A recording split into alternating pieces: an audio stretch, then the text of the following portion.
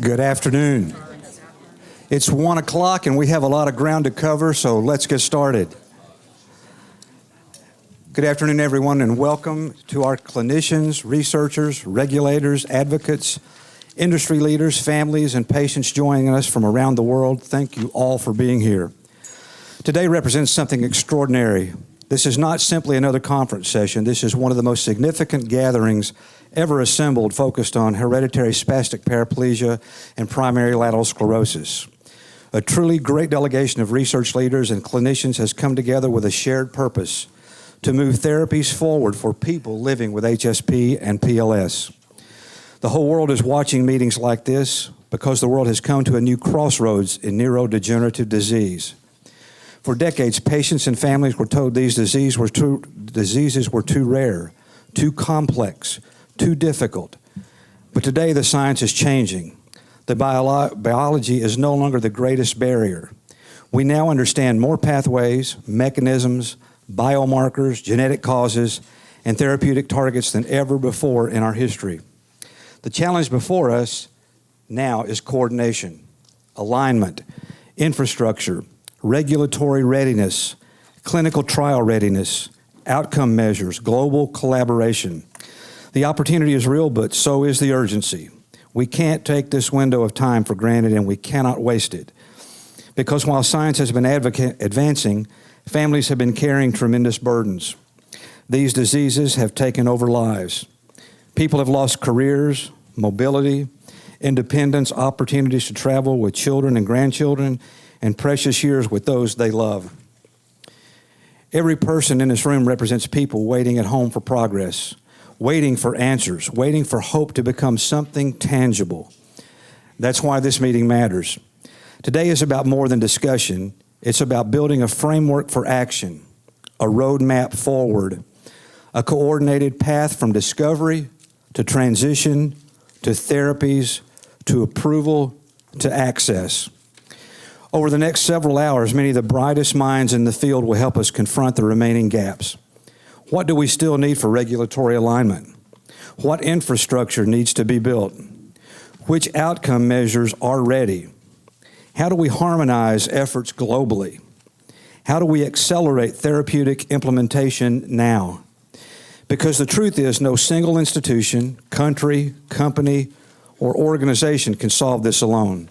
But together, we can build a brighter future for together and for all.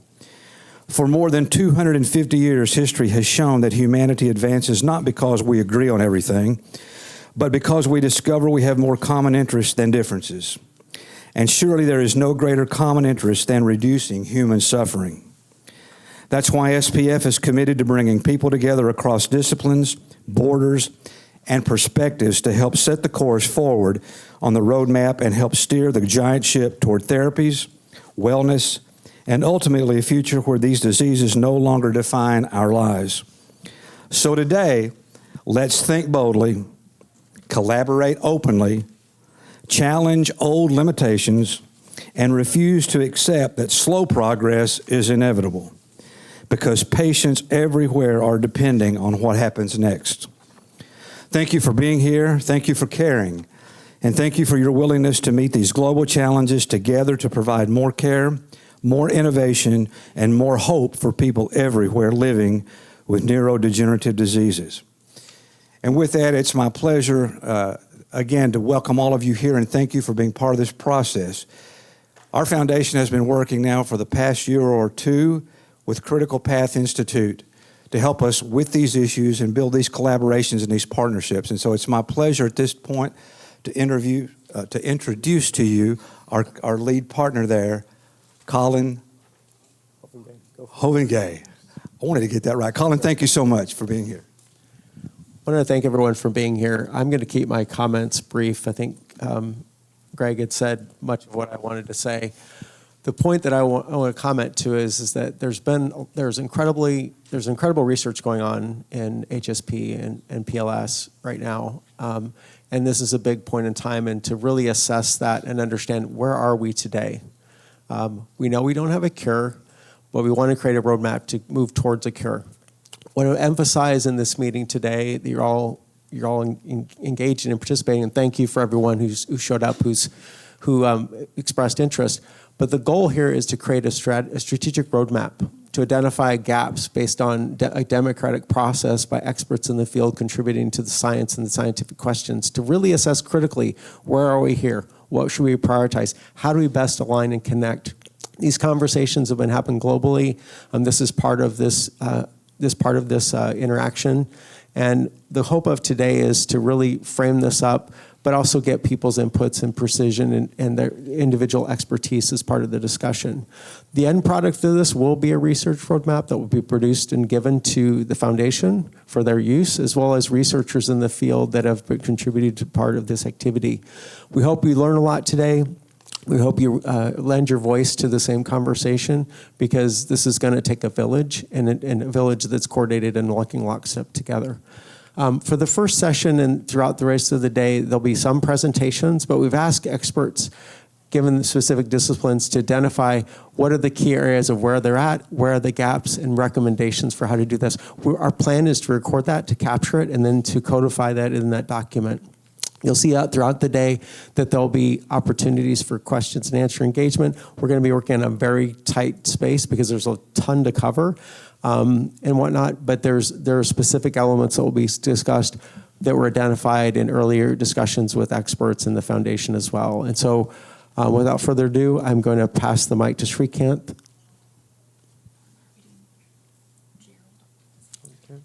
Yes, I think we got Gerald. Oh, Gerald's online. Okay, Yes. okay. You should go first. Okay, let's pass it to Gerald to make a comment first. So Gerald, apologies. can you hear us? Wait, we can't. Yeah. Thanks to Norma and Greg for inviting me. It's a huge pleasure here. Having a few opening words on behalf of Euro HSP. Greg, I truly loved your statement. This is just another conference. Unfortunately, I must make a comment here. We had the Austrian patient meeting this weekend, so 2 days ago on Saturday. And when talking to some of the patients here in Austria, and of course I try to promote the American meeting there, I often hear the opinion, well, we are doing this now since 30 years. We still have no cure. So Greg, I totally agree with you. It's not only due, it's overdue. Finding a cure, this is the reason why we're here. Why we are together, we have to use this opportunity. Maybe a few words about myself for those who don't know me. So I'm a father of 2 adult kids being affected by HSP of the subtype SPG 11. And in my professional career, I had the privilege to work not only in academic research, but also in industrial research. So I've seen both of these 2 different worlds. I call it like this. And yeah, when it turned out that my kids are affected, I wanted to bring this to the table for moving HSP towards cure. If I look onto the field as a researcher, as an academic researcher, I must say it's a wonderful field. There are so many things to discover. So many genes, so many variants, so many proteins, so many pathways, so many biomarkers, so many treatment strategies. And for this reason, we have a very viable academic research community. What at least here in Europe is strongly missing is completely the industrial research. I guess it's crystal clear that we need industry for having products. Without products, there is no cure. And to my opinion, this is the most important bottleneck, and it's one of our responsibilities as patient associations, bringing also industry to the table, because beyond impact points, there's a world of regulatory affairs. There's a world of venture capital. There's a world of startup companies, and we need all those things. We need all those things for moving the high achievements we have in academic research to application. And I'm thrilled doing this together with you. I'm so happy that CPAS is on board. I guess this is a huge asset, and I'm looking forward working together, the whole globe, Europe and North America, but also the South American communities, the Australian, on finding a cure together. Thank you so much for your attention.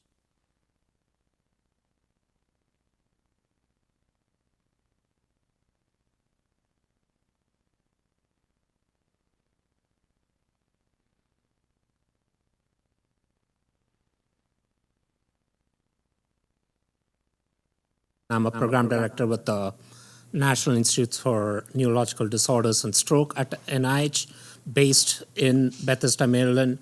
And I'm super thrilled to be here. This is my first SPF meeting. I missed the last one that happened in DC, which was in October of last year. You all know what happened in October of last year. We were furloughed, so I could not attend that meeting, sadly. But I'm here today, and I'm really nice to see some familiar faces. I'm here because part of my portfolio that I oversee is HSP, and in addition to other rare and ultra-rare neuromuscular diseases and movement disorders. And I think it's incredibly important to have such meetings, and I want to thank Norma and Greg to put this together along with everyone else who have been behind the scenes to bring all of us together. And I, as Colin and Greg already mentioned, look forward to fruitful discussions on various aspects, from disease biology, genetics, to really where can we take it and closer to what we call, at NINDS, we call PWLEs, people with lived experience that cover everyone who's afflicted with the disease, but also the caregivers, because they really bring in a lot of experience and knowledge from close up. So we want to learn from you all as much as what we can disseminate, the researchers can disseminate in terms of knowledge. So it is a partnership, and it is a partnership towards really an important cause and end result of disease-modifying therapies and curing a disease.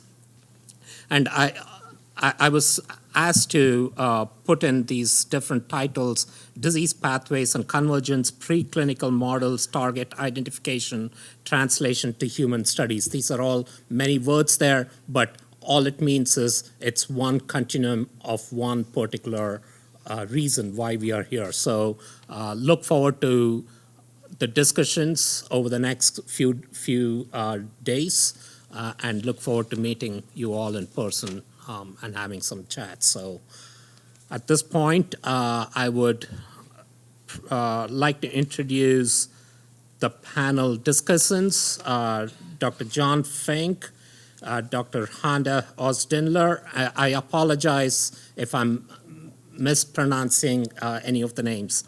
Dr. Darius Fakhari Ibrahimi and Dr. Keith Gottlieb.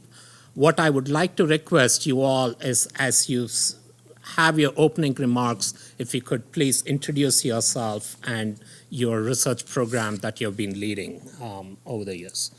And with that, is that? I gotta give him a microphone.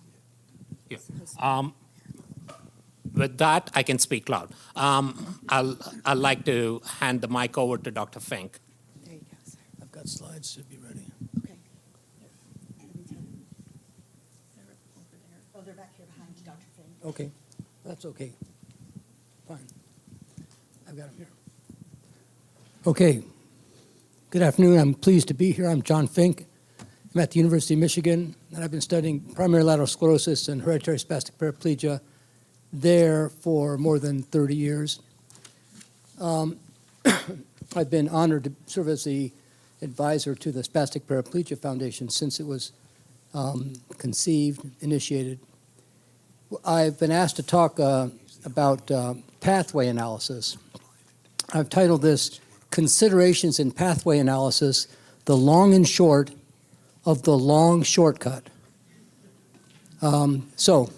Because we think in this day and age of AI and analysis of big data sets that the answer will drop out.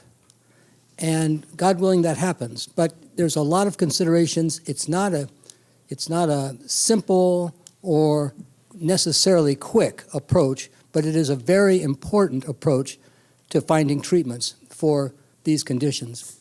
Now, what we're talking about is pathway enrichment analysis. This is basically, as it's generally performed, the analysis of large data sets of transcriptome or proteome data. These are gene expression patterns, for example. And it's a rapidly evolving process. But that is the methods of the analysis, the statistical analysis of these large data sets. It's not new. This has been going on for 20 years. But the methods for analyzing this and the moving from RNA analysis of cultured cells to RNA analysis of single cells to back again to RNA analysis of tissues of diverse cells, it's a rapidly evolving field. Typically, pathway analysis is done as a high throughput experiment such as RNA sequencing or microarray analysis of expressed genes. That pathway analysis is applied as an established tool. It is not novel, as I say, and it has led to some significant discovery of both treatments that have actually worked, had an impact on humans, as well as for many, many more candidate treatments. It's particularly valuable here today in this discussion for primary lateral sclerosis. The vast majority of people with primary lateral sclerosis, we don't know the cause. And so where do we go to understand the basic mechanism of disease? What's causing it? How are the tissues responding? What are the therapeutic targets? Well, we know only by analogy to other disorders that we know better, hereditary spastic paraplegia or amyotrophic lateral sclerosis or other forms of neurodegeneration. But we really don't know much, for the vast majority of people with primary lateral sclerosis, about the intrinsic cause of their disease. So pathway analysis is a good opportunity there. Now, what about hereditary spastic paraplegia? Well, obviously very important in the HSPs, which are plural, more than 80, different molecular types of HSP. And for most of them, we know a causative gene mutation. So we have already some ideas about very important understanding about the pathway that's involved, but not all of the pathway, not how the cell responds to that injury. So we want to talk about the limitations, other considerations in pathway analysis. Well, the transcriptome is highly complex, and I'm saying transcriptome, also metabolome. The metabolome includes protein changes, it includes carbohydrate and proteoglycan and lipid changes beyond RNA changes and so forth. But the transcriptome per se is highly variable, influenced by chronobiology, that's development and aging. So let's just stop right there. HSP and PLS for many people are age-related onsets. So the transcriptome is changing over one's lifetime, and it's changing in part just by life and aging, but it's also changing because of the disorder. And so the disorder is superimposed on changes that are already occurring. Now, but there are diurnal factors, cellular differentiation, cellular plasticity. Plasticity is the ability of a cell to change itself back to a different form. It can be from an injury state to a less injured state to a more differentiated or less differentiated state. All of these are highly variable, highly plastic, reversible in many cases to various extents. The transcriptome is also influenced by environmental factors. So when we're studying the transcriptome, the transcriptome for people for whom this is not a familiar term, is all the set of genes that are transcribed, and therefore all the proteins that are extant at that moment.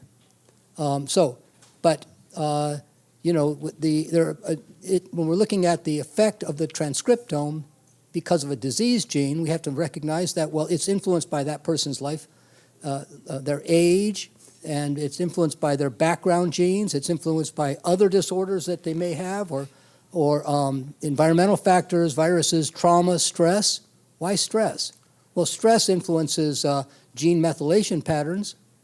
Smoking influences gene methylation patterns. Exercise influences gene methylation patterns. Gene methylation has variable silencing effects through the genome. So when we're looking at the net amount or type, the net profile of genes that are expressed at that moment, it is highly variable in that individual, and so forth and so on. Background genes, epigenetic factors, and of course the impact of a selective gene mutation. Now I'm going to give you one example, and then I'll conclude. Let's consider, I'm just showing the complexities of the shortcut to finding drugs. The shortcut, I'm putting in quotes, is the pathway analysis. Let's consider SPG5, CYP7B1. Okay, this is a recessive form of HSP, not a particularly rare form of HSP, and it's an enzyme deficiency that leads to two major direct consequences. There's end product reduction. So there's lack of sufficient hydroxylation of cholesterol. So that product, that hydroxylated form of cholesterol, is not formed in sufficient amounts. And that leads to reduction in neurosteroid formation. On the other hand, the precursor accumulates.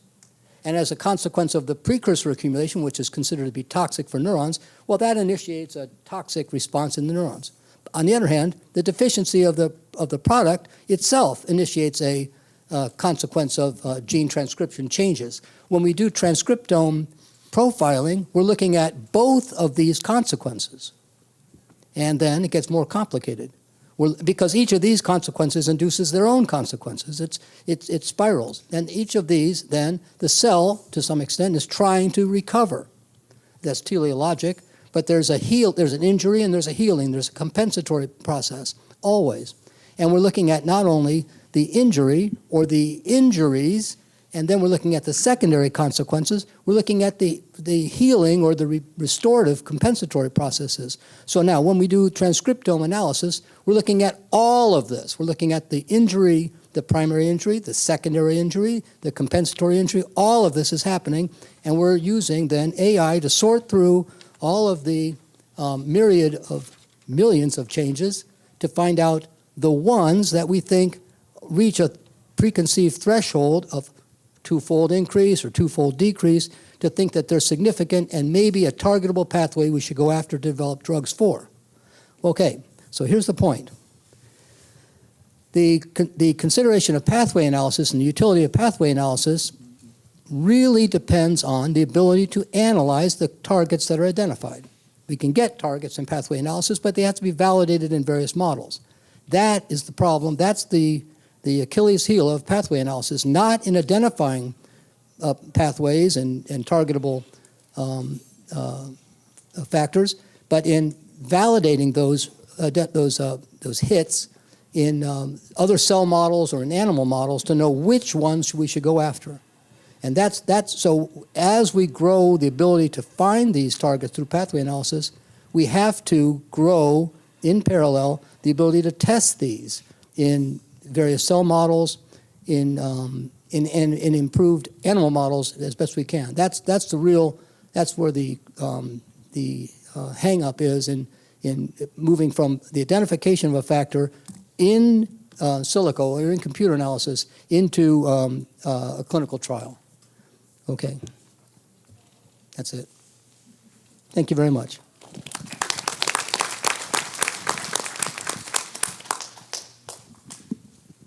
Dr. Ostendler? I don't know if I will have the microphone. Oh, yeah, let me take the gift. This one? Hello, my name is Sunday. It sure does.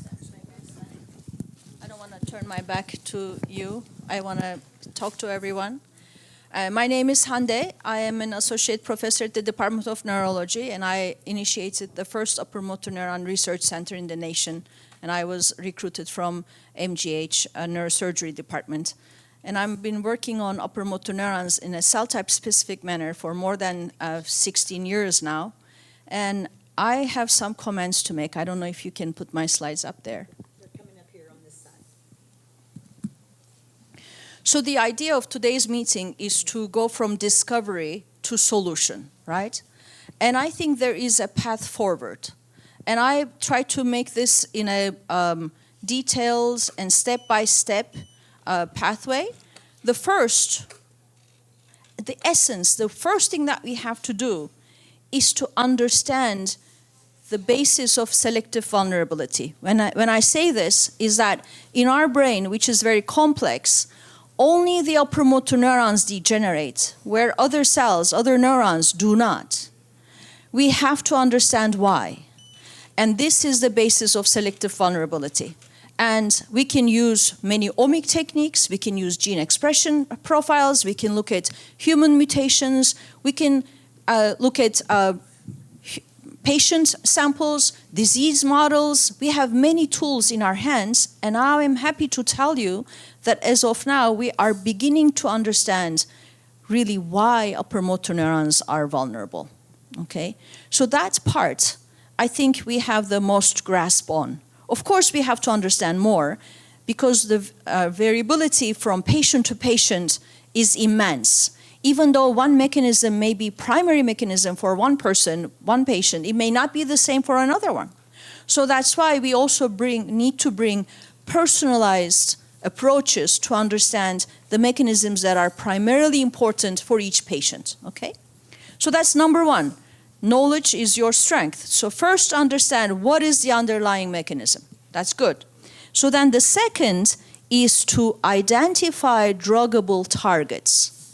So then you understand the mechanism, you understand the problem. But then how do you turn that problem into a druggable target? Like anything can be a problem, but then how are you going to solve the problem? What are the mechanisms that converge upon? Who is the keystone? Who is the most famous guy? Who, what is it that I change and it's going to make an impact? Do you see? So then we need to understand the things that are really important so that when we modulate them, we will have an output, okay? So then what are those druggable targets? It could be an enzyme, it could be a gene, it could be a protein, it could also be an organelle, it could also be a mutation, it could be a combination of those. But what is a druggable target? Okay, so that's number two. And I think we have some knowledge generated in that second domain as well. Now, third is biomarker. Because if you can't quantify anything, you can't improve it. You have to quantitatively analyze it. So then if you have a compound, if you have a drug, and you think your drug is going to work, how are you going to assess that it worked? What is your outcome measure? How will you measure it? How will you know that it really worked? So then you need two types of biomarkers. I mean, you need many biomarkers, but two of them are key and essential.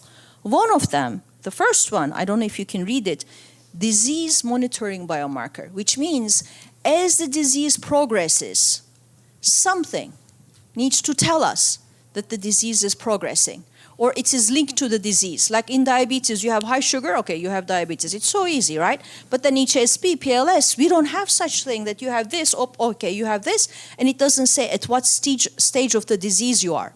So those biomarkers are extremely important. We are missing on that. Second biomarker, efficacy biomarker. Let's say you have the compound, you have the drug. You give the drug. Now, you need to know if the drug works. But then how will you know? By using those biomarkers, because they will change with the drug treatment. Because if you cannot monitor how your drug is functioning, then you can't also have a good clinical trial. So you have to have efficacy biomarkers. So I'm working on that part. And hopefully we will have something. We got DoD grants, and I'm very thankful to my collaborators at Harvard and Johns Hopkins, so this was a big study that's coming up. And then let's say you identified compounds, right? Okay, but then you have to do all the preclinical studies. Which model systems are you going to use? And iPSC cells don't really turn into upper motor neurons, so we have a weakness on that part. And Dr. Bass is here. He made a very good model for HSP. And Dr. Fink is correct. PLS mouse models or other models are lacking, but we need to develop good model systems, reliable model systems that recapitulate human pathology. Okay, so we're lacking on that. We need to develop that, and then we need to have preclinical drug discovery platforms using upper motor neurons and get the readout directly from the upper motor neurons. Okay, so then, is it toxic? Yeah? We have to do all the toxicity studies, but you know what? That's a check mark, because drug discovery companies have been doing toxicity studies like for the I don't know how many years, so I think they would be good to do the toxicity study. Then, number 5, very important, clinical trials, right? Now, my colleagues are not maybe here, but I don't know if Hakari will be here. Maybe he's in the audience. Oh, wonderful. So we have to give a shout out, to the CERN and the people who established that clinical trial center. That was an immense achievement, especially for rare diseases, especially for diseases that are very heterogeneous. Having a center where clinical trials can be performed is an immense achievement, okay? So it's almost like a engine that pulls us forward, right? Because at the end of the day, that's where we're gonna go. We're gonna say, we want to have this clinical trial. This is our mechanism of action. This is our biomarker. This is our efficacy biomarker. There's no toxicity. And then they will say, all right, let's recruit patients. Let's do the clinical trial. So now, actually, number 5 is also a very strong, becoming a very strong checklist. So as you can see, it's not all failed or it's not all empty. I mean, it's like a puzzle that we have multiple parts that are filled. Now I think today's goal is to determine which is the most important and how we should prioritize and fill in the gaps and turn this into like a puzzle that we all work together, and that at the end of the day, we actually have a cure. So I would like to pass on the microphone, and I'm very optimistic because, as you know, we also worked with Dr. Silverman, identified NU9, and that is moving forward. We are very excited, and I hope that you will come to my talk tomorrow. I'll talk more about that. And happy to be here and happy to answer any questions you may have. Thank you. Thank you, Hande. We'll move online to hear from Dr. Fakhari Ibrahimi. Darius, over to you.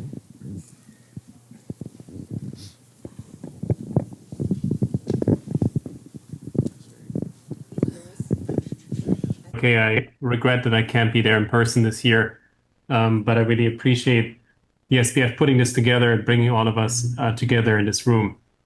So I was asked to speak a little bit about clinical research and specifically about gene-based therapies. And I don't have any slides to share, but I wanted to give everybody at this table and in this Zoom room an overview of where things stand when it comes to the SPCERN, the Spastic Paraplegia Centers of Excellence Research Network, which is a network that we initiated with the help of the Spastic Paraplegia Foundation, and it is now NIH funded.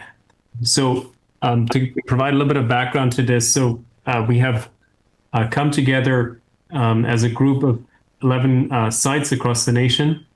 I'm hearing I can't be heard in the room. I'm sorry about that. Please let me know when audio is available, and I'm happy to continue. Thank you very much, Darius. Just hang on just a second. I mean, Dr. Fink and Hande, yeah, you don't mind their issue too. So, I mean, you both made some recommendations and about methodology and process.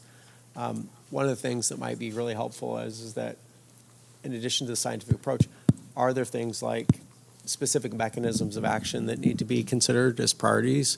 Are we still at, do we have efficient like cellular models that are developed? Do we need to develop them further? Are there sufficient animal models that characterize the disease? And where are the gaps in phenotypic analysis that need to be performed? Can either of you begin to start that conversation? I would, Let me ask you, as you speak into a microphone, to get very, very close to it because we're having trouble hearing across. okay. Hello? Oh, take it out.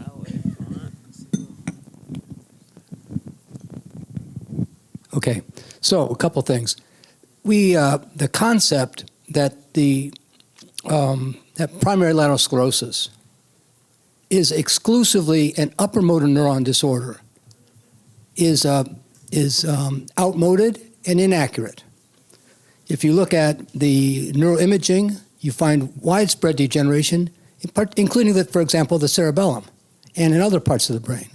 So if we say that primary lateral sclerosis, this has been the dogma that it's exclusively an upper motor neuron disorder, that's true. However, that is not consistent with recent, over the past 8-10 years, neuroimaging data that says that primary lateral sclerosis has extensive involvement throughout in the brain, in the central nervous system. So that's first of all. So we have to take a very hard look at the hypotheses we bring to the understanding the disorder. For example, if we say it's exclusively an upper motor neuron disorder, then we're not fully embracing other cells that also show vulnerability. That's first of all. And I would say that also applies to hereditary spastic paraplegia, in which at least a third of the 80 types have peripheral neuropathy. And many have other involvement of the nervous system. So these are including in forms that we think are clinically uncomplicated. If you really study, you find other cells that are also involved, other distributions. So we have to look at the dogma, the hypothesis we bring, and so forth. It's true, though, that the upper motor neuron is involved. I'm not saying it's not involved, but if we're looking for selective vulnerability, that's the first comment. It's a long comment. The second comment is that when we look at, for example, clinical, models that need to be tested, and so for what are the gaps? If I had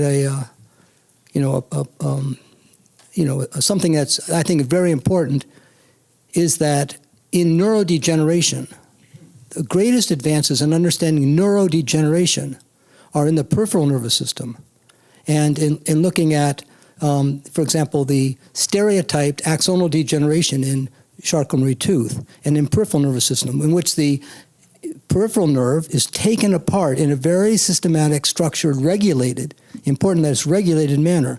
And in that model, I'm talking about Wallerian degeneration, models of Wallerian degeneration that are very well studied, in which there are emerging, sometimes through pathway analysis, drugs to stop the process of Wallerian degeneration. This is in the peripheral nervous system, and to stop it, and even to cause it to be ameliorated, to be reduced. So, do we know that nerve degeneration in the peripheral nervous system follows a different pattern than nerve degeneration in the central nervous system? We don't know. But if you ask me, what I think is a critical model to follow is to try to build a bridge to test the hypothesis that the mechanisms of nerve degeneration that underlie peripheral nerve degeneration, I'm not talking about demyelination, I'm talking about axonal degeneration, that the axon degeneration in the peripheral nervous system, does it or does it not follow the similar regulated process that occurs in the peripheral nervous system? If it does, then we are closer to trying drugs and approaches to ameliorate and reduce the impact of it. So I would say that that's an important model. Thank you. Thank you, Dr. Fink. At this time, we'll go back to Darius online. Darius, can you hear us? You can hear me now. You can just give Yes. thumbs up for the people in the room. Okay, great. Thank you very much. Zoom audience. My name is Darius Ibrahimi-Fakari, and I'm a pediatric neurologist and neuroscientist here at Boston Children's Hospital at Harvard Medical School. I wish I could be there in person this year, but it wasn't possible. I hope to be there next year. I was asked to speak a little bit about clinical research, clinical trials, and gene-based therapies. And it's hard to summarize this in 3 or 4 minutes, but I want to do two things. I want to give you a brief background to the Spastic Paraplegia Centers of Excellence Research Network, or SPCERN. You've heard that term already. And in the second part, I'll share some principles rather than specific ideas on research, because I think this forum here is meant to be a platform for discussion. So I'll share a couple of principles that hopefully will stimulate some of the discussion. So by way of background, the Spastic Paraplegia Centers of Excellence Research Network, SPCERN, was an idea a couple of years ago, and really was made possible by a pilot award that the Spastic Paraplegia Foundation provided to a group of investigators who came together and decided to work together to build a network across the US of now 11 sites that would work together in a coordinated fashion to bring innovations to a clinical stage and to conduct clinical trials. We had a pilot phase of 2 years where we basically built the network, we built the engine, so to speak, and this was followed by a successful application to an NIH program called the RDCRN, which is a rare disease consortium program. And this program awarded us an NIH grant last year that has helped us build this network out and will continue to support us for the next 5 years. The overarching goal of this network, and you'll hear me talk about this tomorrow, is to advance clinical trials. And there's a couple of pieces of critical infrastructure that we have put in place to make that possible. But there's obviously more work needed, as this forum shows and as the discussion will show. But I think we are now in a place where, for the first time, I think HSP and PLS have a seat at the table for these larger initiatives for rare diseases, and hopefully this will lead us to do the first clinical trials in the first term of the SPCERN. So I won't go into very much detail about the science of gene therapies, but I want to share a couple of principles. As you've already heard, it's very complicated. You know, many different forms of HSP, many different genes, many differences, many challenges. But I think whenever you face such a complexity, it's good to go back to first principles. I think the first principle is that, and I'll focus on HSP for now, all forms of HSP are genetic. That's the first principle. All forms of HSP are rare diseases. The vast majority are ultra-rare diseases. What does that mean? It means that they affect a smaller number of individuals, defined in the United States by less than 50,000 people. The exception to the classification as an ultra-rare disease is SPG4. Based on our work and work around the world, we think that SPG4 affects about 50 to 60% of people with HSP. These are all rough numbers, but you get the principle. All are rare diseases, most are ultra-rare diseases. The next principle is that because all forms of HSP are by definition caused by a genetic problem, it follows that all forms of HSP can be approached by gene-based therapies, therapies that target the gene, which is the root cause of the problem. So that is an important principle, I think. I think one important thing to stress, and this is a research project that we're doing in this first year of the SPCERN, is that none of the HSPs have a perfect score record when it comes to being ready for gene-based therapies. For all forms of HSP, there are key elements missing, and we've heard about biomarkers already. That it's just one in the long sort of laundry list of things that we need to develop a therapy. But on a positive note, I think for all forms of HSP, there's a tremendous opportunity to get to that stage. And then I'll share a last sort of principle, which I'm hearing a little bit of an echo there. But this last principle might surprise you. It's more of a prediction. I'll predict that the therapies that will be disease-modifying for HSP and that will, in some cases, amount to a preventative treatment or maybe even a cure will be developed using technologies that don't come from the HSP field, but that come from other fields and other diseases, principles that are taken from other diseases. And I think gene therapy is a good example of that. A technology developed for spinal muscular atrophy, for Duchenne's muscular dystrophy, for a rare metabolic disease might be applicable in HSP. So to sort of close the arc here, the SB-CERN was built as a platform that will allow us to take whatever the best idea is, whatever the best technology is, and put it into a clinical trial for HSP. And I think that's the kind of model that we need to adapt, where we are starting to do the first clinical trials and taking in any therapeutic entity or idea that has been put forward by any entity. And in many cases, this will come from other related fields and other diseases. So I'll stop with that, but I hope I was able to show you sort of the arc and maybe some of the principles and predictions that I've just made will help us structure the discussion. So thank you. Perfect. Okay, if you can hear me, I'll just start. So I don't want to waste time. I'm building upon the three previous speakers. I'm sorry I couldn't be there in person. I'm really normally Terry Provolakis, who's our CEO, who most of you know, who developed a gene therapy to treat his son who has SPG 50. Anyway, I have no idea if this, there it is.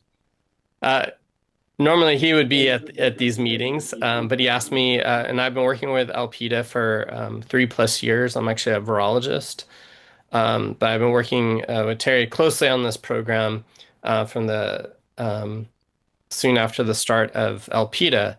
And Alpida Therapeutics was really designed to try to take this therapy that he had developed for his son, SPG 50 gene therapy that Dr. Ebrahimi Fakhari talked about as one of the possible ways to treat HSPs, to take this and to treat as many subjects as possible. Soon after his son was treated in 2022, he opened a phase 1/2 study at UT Southwest and treated 2 more subjects. And eventually now we've treated 7 individuals with SPG 50 at the site. And we have now started a phase 3 clinical trial and treated 2 subjects. So I'm going to talk a little bit about just sort of how we got there and what we're looking for, because Dr. Fink kind of alluded to the fact that it's actually quite difficult to understand what exactly should you look for even when you treat these patients. It has been talked about that you would really need to understand your efficacy markers as well as your disease markers. And that's an important part of this, because I don't think we fully understand exactly what those efficacy markers were going to be. When you start a phase 1/2 study with a gene therapy, it's all about safety. But you throw in efficacy, obviously, because you want to start to understand where you're going. So efficacy is built upon Dr. Ebrahimi Fakhari's research and understanding spastic paraplegia disease. And we took many of the outcomes that he had already researched in his own work. We established those as our efficacy endpoints. But we still didn't fully understand which ones may show a change in the patients. And as most of you know, with HSP, it's all about when you treat the patients.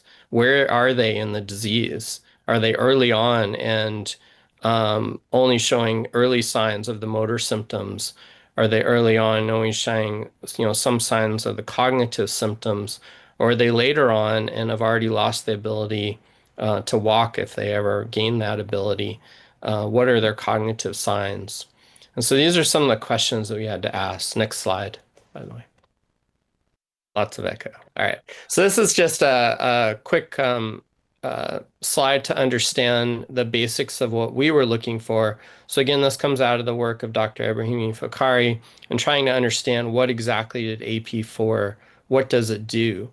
And so the first aspect of looking at a gene therapy is obviously understanding some sort of disease biomarker, in this case in cell culture, and understanding what can you track to understand if a gene therapy is going to fix the problem, in this case the AP4M1 gene, which is part of a complex of 4 proteins that come together as the AP4 gene. And so in this case, we could look at where does ATG9A actually move? When the disease is in place and there's a deficiency of AP4, in other words, SPG50 is affecting the AP4 gene, AP4 is not becoming a complex as it should. As we've talked about the motor neurons, in this case, the upper motor neurons, more specifically than others, and because you don't get these endosomes formed correctly and autophagosomy is not working correctly. And so this was a marker that was developed in cell culture that could actually show that you could rescue this using a gene therapy. So that was the first sign that this might work. Next slide.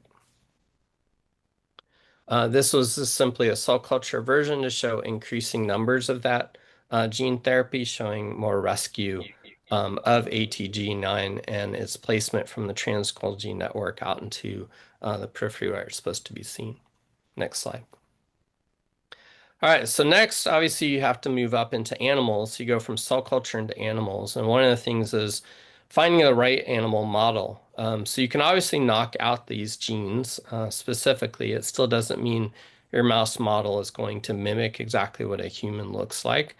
But at least you can analyze some of this. And in this case, hind limb clasping was sort of a measurement of it's really neurodegeneration, sort of central motor capabilities. It's not necessarily muscle weakness. So what it means is that if you pick up a mouse, normally its legs sort of spray open. But in this disease, because they're having this neurodegeneration, they clasp them close together. And you can measure this score fairly easily. And so they were able to look at mice treated early on at P7 through 10, or mouse treated very late at P90 with this gene therapy. And they used this knockout. They compared to wild type, and they tested without a vehicle or low, medium, and high. And so on your left, if you just look at, let's just say the pink one, the one that's considered high, you can see it's much closer to the wild type than it is to the knockout. So indicating that you're actually rescuing this phenotype. Similar if you treat the mice later at P90, and again, looking at the pink one at the bottom, you can see again, it's closer to the wild type than it is to the knockout, again, showing that you could rescue this phenotype. So we've now successfully looked in cell culture, now successfully looked in mice.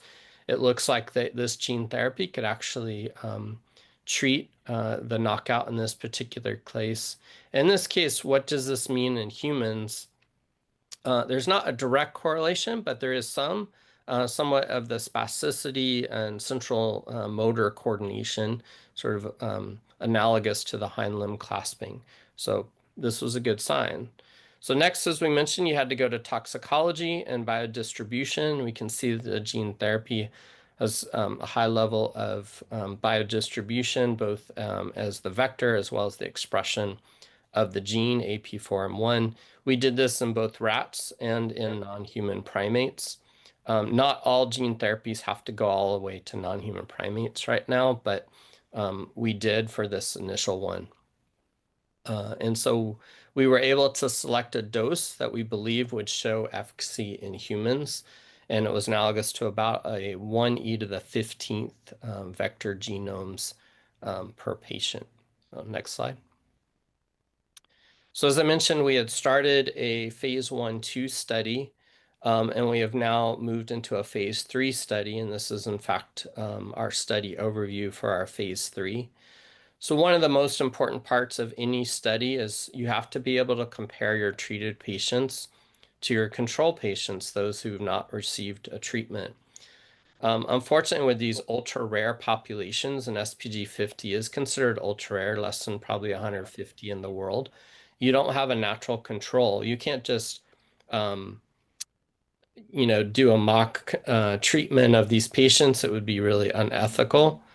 So the one aspect of this disease, which is unique, is that SPG 47, SPG 52, and actually SPG 51, those all represent diseases associated with the proteins that all form the complex AP4. And mutations in any of those proteins cause virtually the same disease. And again, this is Dr. Ebrahimi Fakhari's publications that have shown that. So this is strong evidence. You could supply it to the FDA with these amazing long-term publications, thank you, doctor, to show the evidence that these diseases looked similar. So we were able to use this control population. Again, they're not being mock infected. They're just simply being followed as a natural history study to compare against the treated group for SPG 50. Unfortunately, we do not have a gene therapy for the other proteins. It's not just a plug and play. You do have to go through all of the mouse work, rat work, and in some cases, non-human primate work before you even get to this point. We have the one for SPG 50, and that's what we're starting with. Next slide. So one of the absolute most difficult parts is trying to find a primary endpoint. And I'm going to actually just stop at this point because this is one of the difficult parts where we're still trying to figure out exactly whether this will be the primary endpoint. In this case, we have motor symptoms and we have cognitive symptoms for HSP. We went back and forth with the FDA many times, and they decided that, yes, we could use something like the GM-FM88, which most of you are aware of for HSP patients, analyzing their ability to sit, stand, crawl, walk, go upstairs, downstairs, those types of things, their motor symptoms. They wanted a very binary look at this. What that means is, are you capable of doing these things? Are you not capable of doing these things? There is no gray. So they took what would normally be a bit of a gray zone, which would allow for progression of, yay, you're doing it a little bit better. They wanted an absolute, yes, you're able to achieve it. No, you're not able to achieve it. So this is what we're progressing on, what we're following. We're hoping to see changes in these endpoints.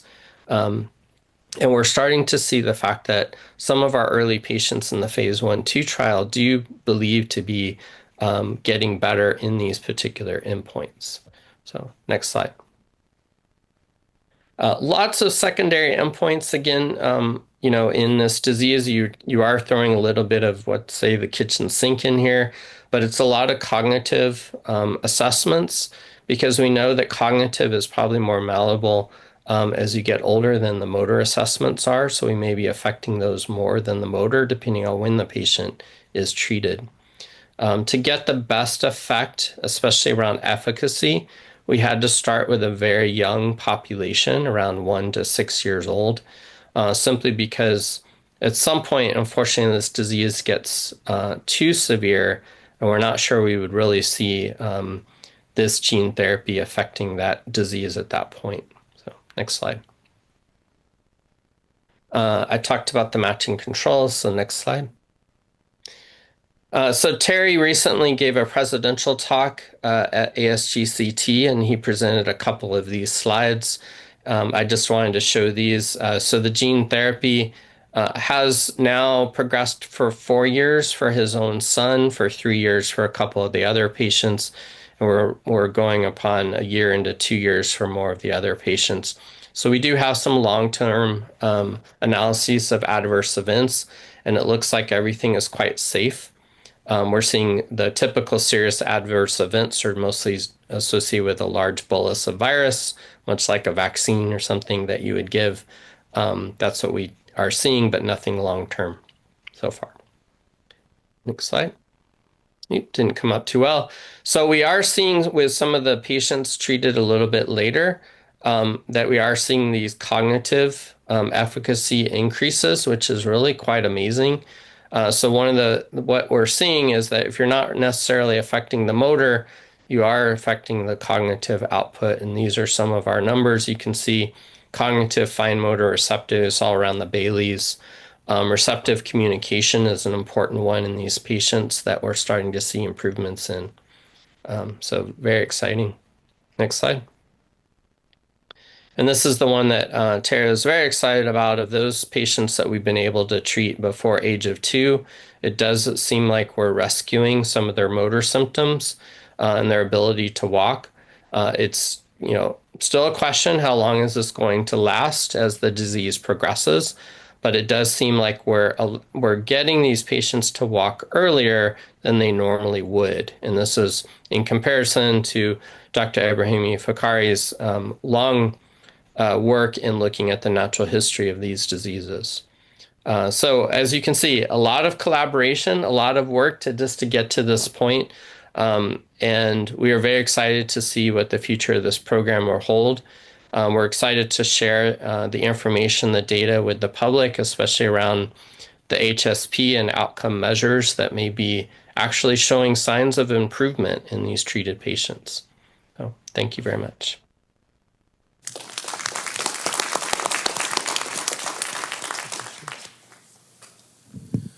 Thank you, Dr. Gottlieb. We'll continue with a few questions as more discussion points, and we welcome the other discussants, Dr. Blackstone, Dr. Paganoni, and Bowling, also to voice their opinions as we continue the discussion. I want to go back to Dr. Fink. You were talking about the pathways, and I want to ask you as to what evidence do you think would convince you that a pathway is truly a therapeutic aspect? I mean, it goes back to the points of modeling and validation, so I just want you to... That's a very difficult question. So what would we take as convincing evidence? We'd have to start with understanding more about, for example, axon degeneration. We have to understand the process of axon degeneration and then find pathway signals that are that show up among the panel of factors that are involved in axon degeneration. So if things that are that's one. We have to, if they're already known to be significant in the process that we think is going on, and they showed up in a pathway analysis, I would put a lot of emphasis on them. So, but second is if they show up in a pathway, and that's one. So we have a priori prioritization. But another one would be if they show up in pathway analysis for which a low toxicity currently available treatment current treatment is available. Well, they're not obvious to be involved, but they are ready to be tested at a lower risk. So the first would be something that we can do probably safely, probably quickly, for which there's no hypothesis, and second, like an off-label repurpose. That would be one, and the other would be if there's a real theoretical implication in a pathway of neurodegeneration. So those two things are far and few between. Those are rare. What do we do about the majority of the other ones that show up that are several steps away and could be implicated? That's very difficult to assign prioritization for those. Thank you, Dr. Fink. I want to ask another question. I know there's lots of people who do cellular-based research here as researchers. I mean, how close do you think we are for a high-output screening methodology that could be used in either HSP individual ones or PLS? Do we have the ability to start investing in things like organ-on-a-chip? Are we still very much at the fundamental state of we need to still define pathways for axonal degeneration, for example? So I can tell you what we do in our lab.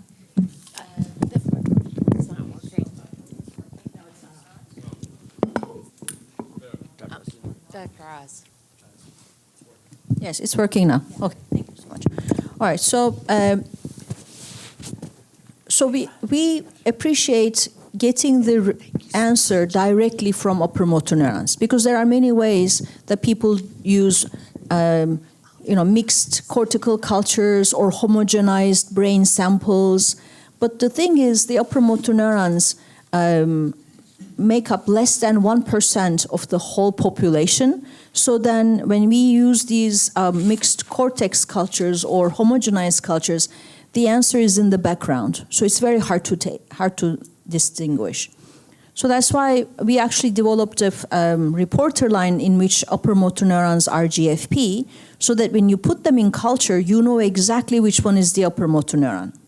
And we directly read the outcome from those neurons, and we have developed a high-throughput drug discovery platform using these reporter lines crossed with different disease models which represent different underlying causes of the disease. And in collaboration with Dr. Bass, we also have the spastin model. So, and then, for example, spastin models show differences when compared to profilin, to SOD, to TDP, to TAR, And our outcome measure is how do these neurons behave when we give them different drugs, either FDA approved or the drugs that we identify using our omics studies. And I think those are coming up. So we received Department of Defense funding for this. We are on our last year. We haven't published our results yet, but I think that's the way to move forward, to be able to understand directly from those neurons. And one other aspect is to use iPSC cells. And then again, there are many challenges using the iPSC cells for the context of upper motor neurons. First, it's very hard to differentiate them to upper motor neurons. And second, within the cell culture, you don't know exactly which one is the upper motor neuron when you're doing the experiments. It's always after the fact analysis, right? And there are so many differences in iPSC cells that even passage number, even which patient they were derived from, make a huge variation. So it's hard to get reproducible results. So those are the challenges. That's why I think if we compare apples with apples, upper motor neurons with upper motor neurons, we would actually get very good results. Any other have comments to that? Because this is a very important point. Yeah. I'm Peter Boss. I'm from Drexel University. It's a great pleasure to be here. I think I've been at every spastic paraplegia meeting except for a couple since maybe 12 years ago. And I have a few comments based on the discussion. The first is, I think in terms of the model system, it depends on what kind of question that we're trying to ask. Are we trying to understand the etiology, the biochemical etiology of the degeneration, or are we trying to fix it? And those two things are not always the same. So I think what Dr. Fink talked about quite extensively is what is the underlying mechanism of the degeneration? And that's the critical question, I think, that interests us so much as cell biologists. If a gene is mutated, what is the normal function of that gene? How does that normal function go awry? And how might that mutant gene elicit toxic effects that may have nothing to do with the normal function of that gene and the protein it encodes? And you start thinking about how to rectify those sorts of issues. Think about if you've got, say, a catastrophe that happens to your house after a hurricane. Well, first of all, you'd want to stop that hurricane from happening. But next, though, how do you fix your house now that the damage is done? And those really are two separate questions. I think, first of all, when you're thinking about a degenerating system, you want to stop the damage from happening. And that's the component where you think about what is the etiology of the disease. So if you've got a toxic protein that's eliciting these ill effects, that's why the system continues to degenerate. So step one is to stop that from happening. And that's what the gene therapy can do. That's what the drugs can do that are based on the mechanism of the disease. But you've still got an individual who can't walk. You've still got an individual suffering the constellation of diseases, of the symptoms of the disease. So I think in terms of a therapy, it's not really enough just to stop the progression. You want to see what you can do to help that patient, to get the neurons to be healthier again, to get them to sprout and regenerate and restore the function. So these are two sets of questions, I think, that both have to be taken into account. The therapies that will get the person walking again, or at least somewhat functional again, they can't really work very well until you get the disease mechanism to be halted. So it's really both. You want to halt the disease mechanism, and the only way you can do that is to understand the etiology of the disease. But then secondly, you want to restore functionality. So how do we restore functionality? That may be a matter of looking at the downstream effects of the degeneration. For example, the degeneration mechanisms may not specifically target a certain, say, cytoskeletal element or certain structural element, but by fortifying that structural element, maybe we can encourage those axons to regenerate or sprout better. So understanding the etiology of disease will get us partway there, but expanding that knowledge into therapies that can make those neurons healthier than they were, to sprout, to regenerate. And then at the systems level, which you can't learn from cell cultures or individual cellular sorts of studies, is how are you going to get that individual to, say, recruit neurons that are doing other things in order to sprout healthy axons and to go to muscles and to somehow reroute the system to restore that functionality. So that's where we have neurostimulation, exercise therapy, all these sorts of things. So I think the therapies really fall into these categories, and all of them have to be under consideration. It's my own opinion that any one of them is not going to be sufficient. It's ultimately going to be a regimen, a combination of these different therapies that actually gets the individual functional again. So understanding all of these mechanisms is going to require different experimental systems. So a mutant mouse is terrific. You need a vertebrate animal that can walk in order to see if your therapy is going to help that animal to walk better. You need a cellular assay to identify the particular mechanisms and see if you can stave off those mechanisms. As much as you can get humanized systems, that's better. So the mouse that we're working on right now, we've fully replaced both of the mouse SPAS genes for human SPAS genes. We've actually gone in, taken out the mouse SPAS genes, and put in human SPAS genes. The iPS cells that Honda talked about, those are human, and that's great. Every single gene is human. And Oscar's made great progress with those, and I'll maybe let him add a few words about his progress with the iPS lines. But I think it's really all those different things coming together, the understanding of the disease, and not only stopping the progression, but what are we going to do to fix what's damaged? So I think those combination of therapeutic strategies all have to come together. And in terms of model systems, there's no one model system that really is the end-all, be-all. We really need multiple model systems. And I'll just add one more thought.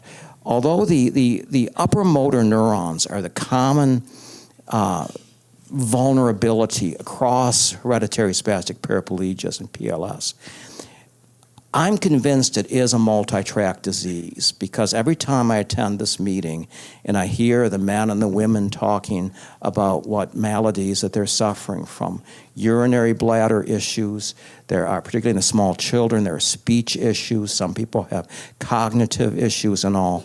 So yes, it's really important that we have systems that are enriched for upper motor neurons, because they're the primary vulnerability.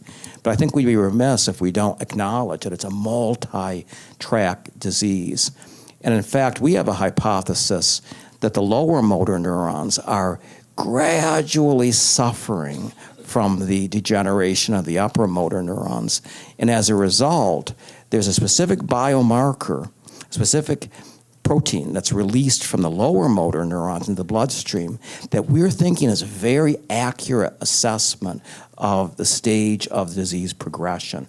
So I think that Dr. Fink and some of the other speakers talked about that is the critical importance of a biomarker. And I think we may have it. It's very accurate in our mouse model system. And we have blood of patients from Darius, so we'll be exploring that very soon. So we're pretty excited about that. Yeah, my name is Oscar Chan. I'm also working as an associate professor at Drexel University. My lab just mainly focusing on human patient-derived cell models to study mainly SPG4, but we're expanding to other HSP forms, hopefully in the near future soon. I think Colin brought up a very good point on using the cellular models for drug screening, and you even mentioned the organ-on-a-chip sort of thing. I think the biggest problem in the cellular model, in my opinion, these days are consistency and reproducibility. I think we need to be very transparent about how we create these models.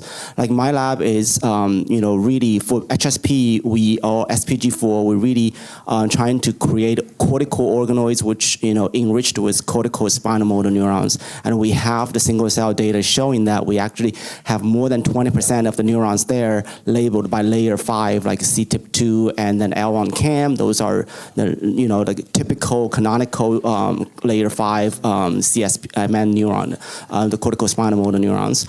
With that, I think we also should consider how do we generate these 3D complex cellular models as a consistent model to screen for drugs. I think we need to do more of in my opinion, semi or auto automation on generating these organoids.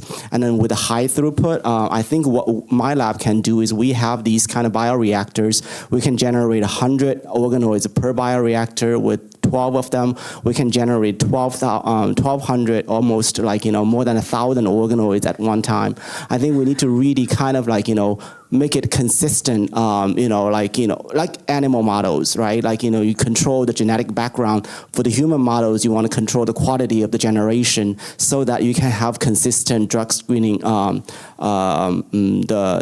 result. The other thing is we have tons of the compounds. Where to start? I think it's really what Dr. Fink was saying about high throughput, omic studies, and also the sequencing. I think it's really important to kind of using the AI to screen first, and then to have a handful of top-ranked compounds to go into the wet lab or screening processes. That's what we're hoping to do, is to do the screening first with the transcriptomic studies or proteomic studies, and then finding the pathways he beautifully laid out, finding the pathways that converge in different forms or even different mutations in SPG4 or different forms HSP, and then we can test the compound that can hit these pathways as sort of using AI to rank them. And then I think the capacity maybe can do 10 to 15 to start with, and then narrow down to the lead contact maybe in the end 2 to 3, and then we can go to FDA, IND studies for the clinical trial. So I think these are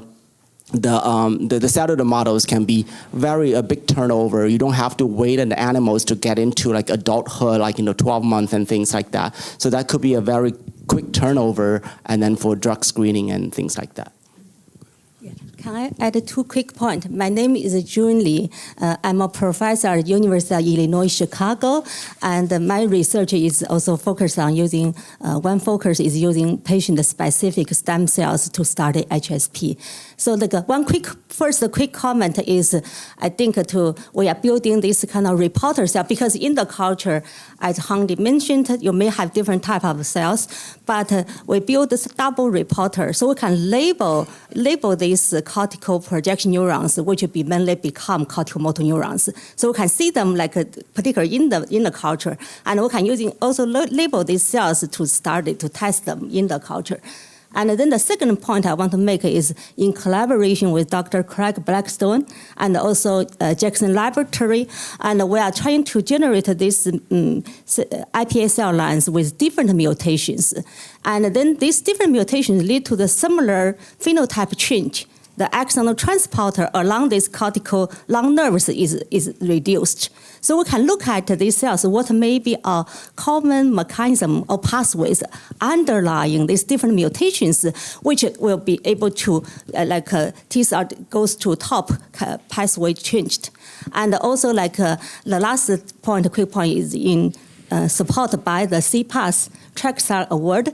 We are collaborating with a group of the people which is the expert from the chemistry, pharmaceutical, pharmacy, and also clinical medicine. So we can test some compound, target this pathway.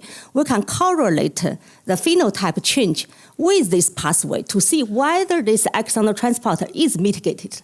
So by combining this, I think we can try to give us really the tool and powerful tool to look into the pathways which are contribute to this pathological change. We're seeing underlying different mutations about these HSP genes.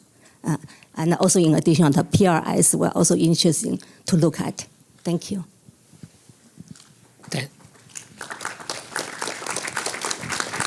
Thank you all for those comments about the importance of different models and using complementary models. At this point, before we move on to the last question, we are coming up to time.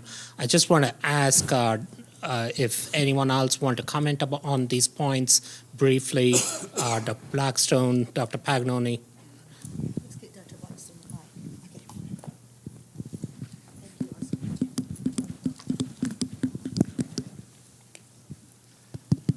Can everyone hear me? Yes. Okay. Yeah, that was very helpful. I had 2 points to make. One is about John's. We do this pathway analysis. If we can identify specific pathways, then obviously we can target certain types of therapies to those pathways, test them in different model systems, and then move them forward. Of course, that's worked for many diseases. But I want to take a chemist's approach, because that's my original training, to this idea of screens. To say the druggable space, the drugs you can make, there's 10 to the 63rd, which is more than the numbers of atoms in the universe. Change mics, please. That's right. So it is almost impossible to find a new drug by screening. And remember, so 10 to the 63rd, if you're Merck and you have unlimited resources, maybe you do 10 to the 9, a billion. Maybe if you're AI, you can add a few tens to that, and that's it. AI could never do 10 to the 63rd. So a lot of the AI approaches it does virtual screening. So I think that the future, or the hope for diseases like HSP, are that we can really identify specific targets and do de novo drug design based on physics principles. Companies are already doing that very effectively. It's much cheaper. You skip all the expensive screening, which again, it has almost zero chance of working when you think about the number of compounds. You just have to hope that a current compound has some relationship to the pathway you're studying, which is again vanishingly rare. But I think that with all the advances in protein structural determination, which of course won the Nobel Prize a couple of years ago, I think we're going to have the opportunity, if we can really identify very specific targets, to design drugs for those targets and move closer and closer to a drug that can go into a person without a lot of the med chem that is required in industry. So I think that's incredibly hopeful for rare diseases like HSP, because we skip this hugely expensive portion of the process that it is really going to limit us in terms of getting industry support. But of course, that's just for screens. If we're thinking about pathways that we've identified, then I think that, as John was saying, that's a very attractive thing. If we can find several HSPs that impact the same biochemical pathway, sure, it might not be true, but it's worth testing. And if we test it in multiple models and we see positive results, I think those are the kind of drugs that can move forward into testing in patients. Thank you, Dr. Blackstone. Just a quick comment. I'm going to teach back a little bit.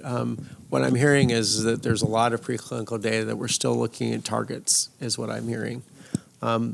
Given that, and obviously there's been conversations speaking to the use of AI to refine that data, how poolable do people think that data is? Or can we construct something that might be a federated model to use AI techniques to begin to do more laboratory cross-screening and other validation? Because you're looking at a lot of the same, just in a sense, sequencing and omics and different models.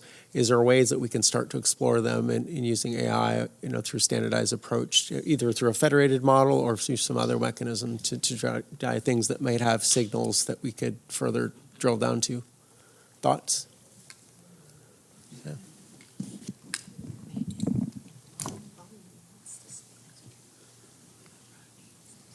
I think one of the challenges is that even if we have those, we have pathways, but those aren't the same as targets. And I think that's the biggest limiting factor. Like, we can pick areas where there's certainly convergence on an organelle or on a cellular process, but that's not necessarily a target.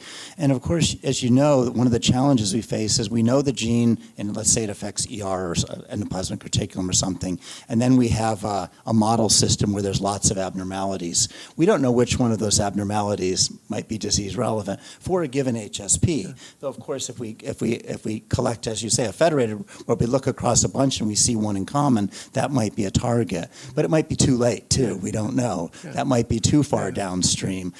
In many ways, we have this huge advantage for the HSPs, at least, where we know where the problem starts. Because even as John was saying, we have to understand degeneration. Well, these neurons may never develop normally. That may be the reason they degenerate abnormally, is that they were never normal to begin with. So no matter what we understand about the degenerative process, it wouldn't necessarily be relevant. So but I think that, of all the options, certainly an approach where we have many different HSPs converging on a cellular theme that has an identifiable target would be good. Because again, I just worry that if we look at things like axon length and things, we don't know if you make a short axon long if it's normal.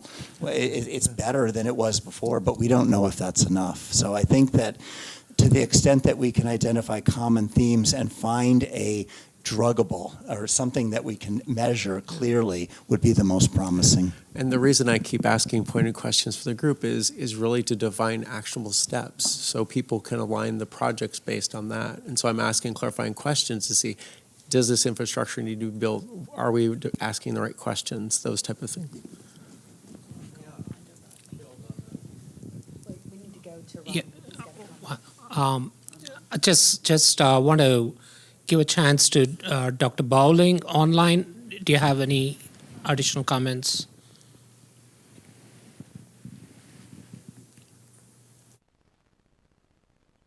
Can you hear me? I don't think they can hear me. Okay. So first of all, thank you very much for all of the work that you've done. I feel like I get to stand on the shoulders of giants as I make these comments. I have taken a patient-derived cell line from a patient with SPG11 and demonstrated that patient to have a lysosomal storage disease. And in this case, we have been able to, in collaboration with NIH NCATS, run a small molecule screen with the FDA catalog against that lysosomal storage disease. And we have found 12 different compounds from really 3, but mostly 1 pathway that are corrective. We have taken this data, and a patient has now been on a lead candidate for 9 months under the care of a medical doctor. And we've had a wheelchair to bicycle transformation. She called me from her bicycle less than a month ago, telling me that this is the first time that she'd been able to ride her bicycle in a decade. All this in support of the idea of when we have a pathway, when we can identify a target, this small molecule is a very powerful way to move forward. This work will be published within the collaborative work with NIH will be published next month.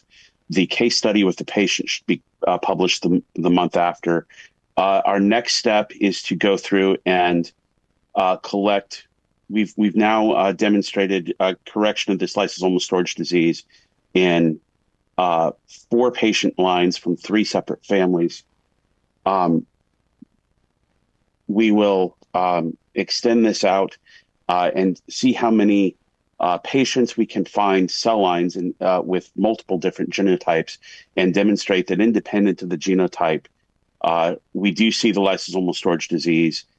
And then independent of the genotype, we can correct it with this class of drugs. This work is being done and should be done.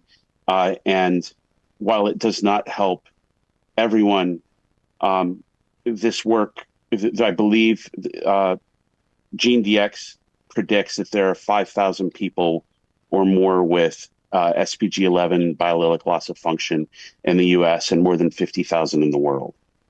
So small numbers, yes, but it has mattered to the one patient who's riding her bike. And again, I'd like to thank all of you for your work, and I could not have completed any of this without your help. And I'll turn the mic back over.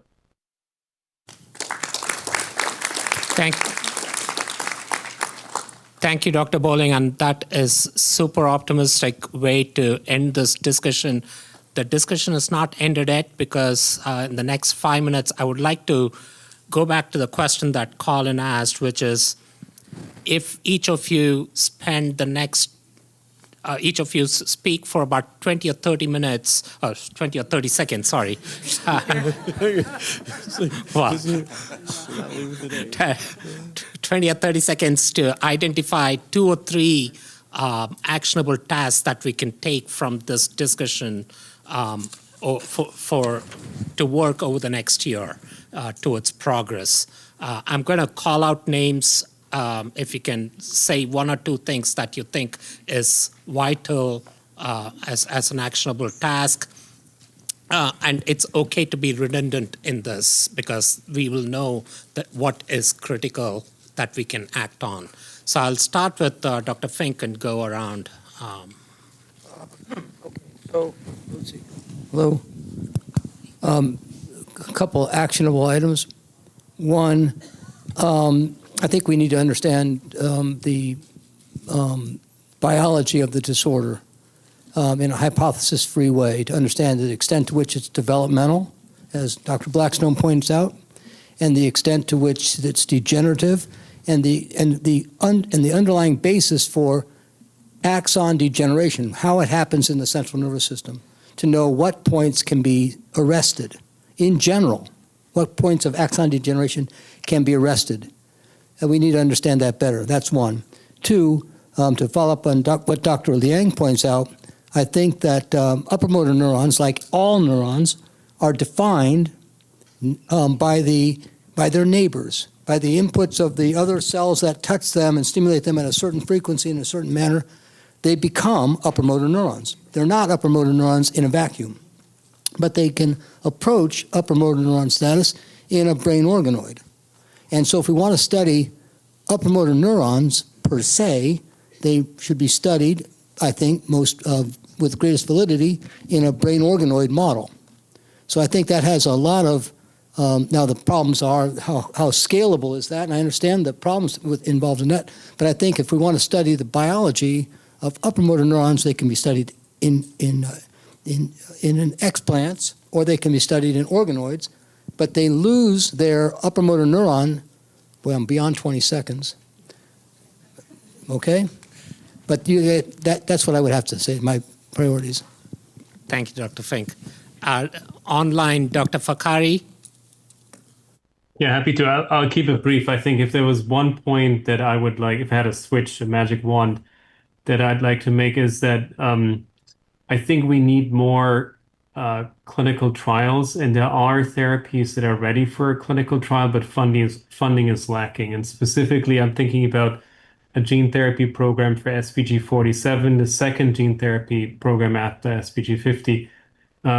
Not because it's the most common type of HSP, but because we need to create principles. We need to show that we can do clinical trials. We need to show early successes, because that will de-risk the development for others in the future. So my point is we have to start somewhere. We need more shots on goal. So my priority would be to fund the gene therapy trial for SPG47.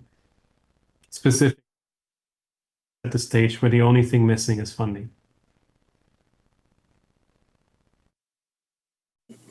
we'll stay online with Dr. Gottlieb.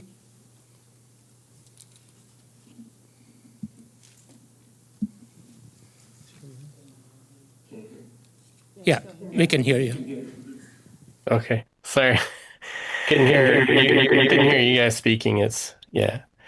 I think for us, we're trying to actually identify what would be an accelerated biomarker. So essentially, everything that's been talked about today, and trying to understand what are the first signs, or the very early signs that the treatment is actually working, that the body is also trying to repair itself effectively. If we can understand that, then these trials that were just mentioned, to advance into SPG 47 or any of the SPGs, maybe we could understand that there's a biochemical readout or a biomarker readout or something that could tell us that this is working within 12 months. And so we can move these treatments much faster because these are such slow diseases. If we're waiting 2, 3, 4, or 5 years just to see that the treatment is working, it's taking a very long time to get through these trials. And so our hope is to try to sift through all of the clinical data that we have so far, try to find some sort of accelerated biomarker or something from a serum biomarker, a plasma biomarker, or something else that could tell us an early sign. And then hopefully that would support the actual full clinical outcome that would support approval of this gene therapy, and hopefully provide a pathway for the other ones like SPG 47 or 52. So, yeah. Thank you, Dr. Boss. That's a nice echo. Push that up. So let me take a little bit different tact on this. First of all, with regard to the last remark about a biomarker, I can say that my colleague from Drexel, Dr. Pierre Marini, has an NIH grant under review right now with our biomarkers. So I'm hoping that she has success with that, because that biomarker should extend across all HSPs and probably PLS as well, I hope. So we do have that grant under review. I think the great advantage that everybody in the room should really feel good about is the fact that this disease, hereditary spastic paraplegia and PLS as well, has a magnificent community of researchers and clinicians. And I can say with all confidence that that's not the case with a lot of diseases, particularly rare diseases that have very few investigators studying them. I've never had such a distinguished group of colleagues as I have studying hereditary spastic paraplegia. It's absolutely magnificent. And these are wonderful, dedicated researchers. So I think everybody in the room should feel very, very good about that. I think what we're really lacking, that really we need to move forward in a really positive way, is personnel in our laboratories. I think I speak for Honda and for Oscar and for many people that we just don't have workers in our laboratories to get this work done. And if you compare that with a lot of the Parkinson's labs or Alzheimer's labs around the country, they have armies of people doing their work. And we just have a very, very few pair of hands, a couple of graduate students and maybe a half of a technician, and that's really all we have. So the research, I think, is magnificent. I think that all of us in the room, we're right on the money, we're right where we should be, but moving forward is going to take a lot more funding and a lot more personnel than we have right now. So at present, the Spastic Paraplegia Foundation is keeping us alive. These $75,000 2-year grants, that's what's keeping us alive. And we're so thankful. And we know that people in the room, the community, you're having events, contributor, you're doing all sorts of things in order to enable us to have those small grants. But when you only have a grant for 2 years, it's not like you can go out and hire a postdoc, because pretty soon that person has to leave when that grant runs out. We really rely on NIH for the big money. And without putting Srikanth on the spot, I think that, in my opinion, NIH has to do some reprioritizing, because at present, whether an NIH grant gets funded or not is largely the result of a few reviewers who maybe have never even heard of hereditary spastic paraplegia, who are nitpicking little elements of the proposal and pretty soon arguing it down to a score that's not fundable. Meanwhile, a lab that has 4 Parkinson's grants, they got their 5th Parkinson's grant. They can hire 8 more postdocs in addition to the 8 they already have. And I would hope that NIH can do some rethinking, because if our labs fail, then that's a catastrophe. If we can keep afloat, that's a good thing. But to really, really prosper, we need the kind of money that Parkinson's labs, Alzheimer's labs get. And we can make a lot of really good progress. We've got the model systems, we have the tools, we have the knowledge, we understand these diseases far better than we have in the past. And I think we're ready to fly. I think we're ready to soar, but we need the personnel. Thank you for that, Dr. Bass. Your action task is heard loud and clear. So with that, I want to, we are almost up on time, but I want to give Handa, you have the last word. And I also want to just take a moment to thank everyone for taking the time to discuss and bring your opinions to the table, continue the discussions, because as one of them said earlier, collaboration and cooperation is the only way forward towards fruition. So continue the discussions over the next 3 days and beyond.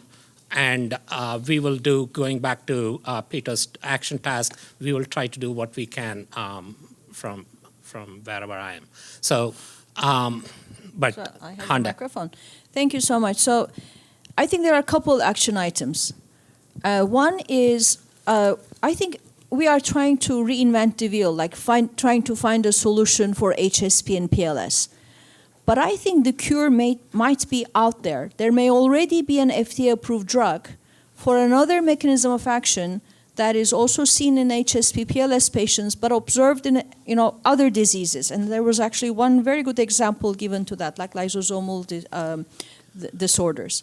So as we understand the mechanism of action, I think the repurposing of drugs would be a very low-hanging fruit, because they already have FDA approval, they already have everything. If we show efficacy, that these drugs are also applicable within the context of HSP PLS, that will be a very quick home run. So I think that a repurposing of drugs, and as Dr. Bass said, we now have better model systems, which we didn't have before. Cell lines, iPSCs, co-cultures, this, that, you name it, we have it. So then I think repurposing drugs is number one. And second is biomarkers and patient-specific biomarkers. I think everyone in this room, we all have an obligation maybe to, for example, give the information of how the disease progresses over time. So we need serum samples, plasma samples every 6 months, every 3 months from everyone, so that we understand, like, personalized medicine, because the mechanism in you, in other person might be different. So understanding the underlying mechanism, developing a personalized medicine approach.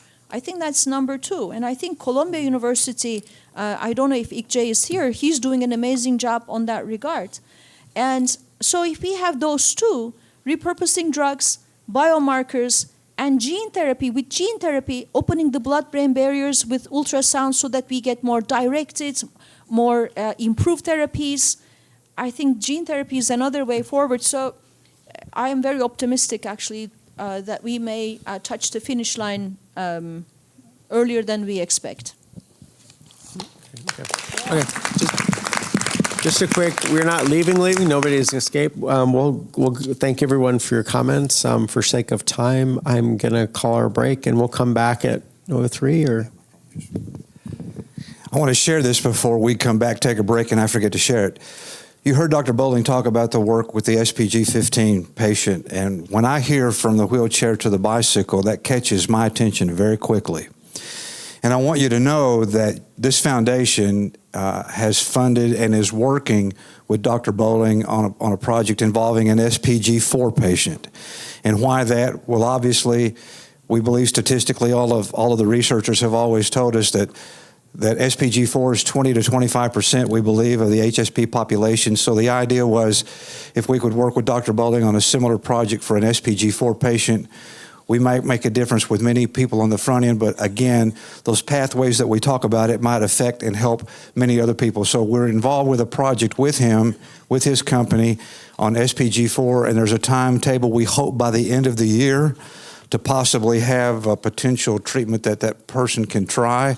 And as we go through that process, we'll let you know how that goes. But again, when I hear from wheelchair to bicycle, that catches my attention. I wanted to share that with you. Okay. Well, we'll give everyone to 3 o'clock, I guess, quick break, and then we'll come back here to move on to our next session. Thank you.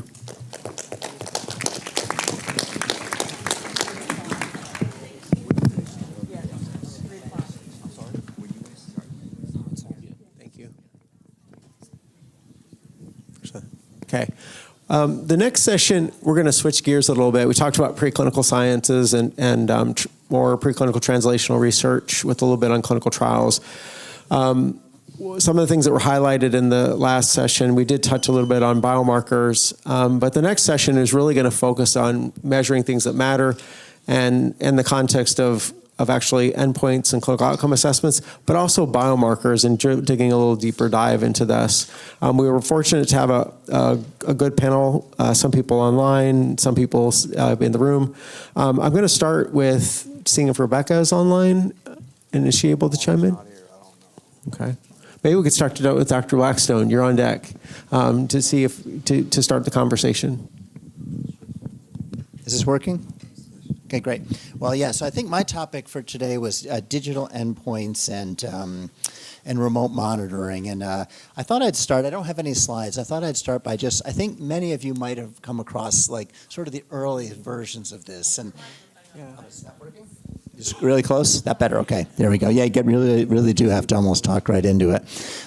So many of you have had some experience with digital analysis or remote analysis. If you've ever had a Holter monitor, which is a cardiac one, or if you've had an ambulatory EEG. Now, what's different about those than the things we're talking about now is those are basically measuring the same thing you measure in the office or in the hospital. It's just that you're measuring it at home for a longer period of time.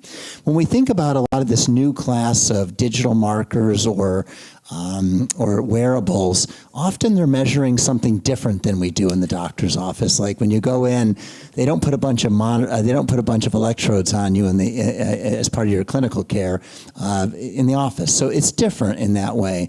But I also wanted to talk about a modern version of that, and that's these Oura rings. Do you ever see those? My daughter has one, and it'll tell her that her sleep was 85 or 75 or 95. We don't know if that means anything at all. There's a number that may or may not mean something. So I think that sort of summarizes a lot of what we think about as wearables, or if you're really old like me, the old mood rings, it changed color. Does that have any meaning? And that's, I think, the really important thing I want to sort of emphasize about the digital endpoints and the remote monitoring is that we really do ultimately have to link what we do outside the office to what we do in terms of clinical care.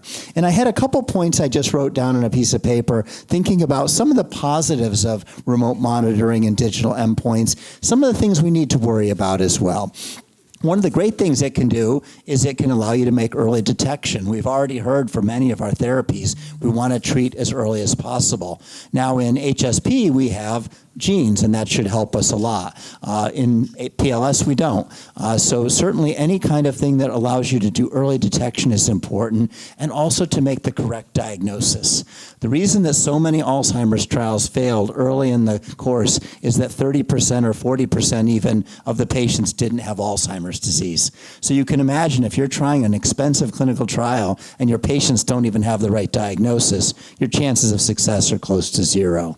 The other thing that this this can do is it, and I think others have mentioned this, is wearables or digital markers are things that you can measure. It gives you a number, but it's important, of course, that that number has meaning. But it does give us more information more frequently and more sensitively. Sometimes you can measure subtle things that you can't see. And this also allows when you think about trials, is something like stratification. You can pick people at different levels of severity for a trial. So those are a lot of positives of digital endpoints. There's a couple things we have to worry about. Remember, these are all new. They can market things like Oura rings and have these numbers, but that's not good enough for us. We need to know that those numbers mean something. So one of the most important things when you think about all the digital markers you see or the wearables, all this great data, is it reliable? And is it valid? And validation is going to be one of the key factors of this. Is this something that really has meaning, something that we can rely on for seeing if our patients are getting better?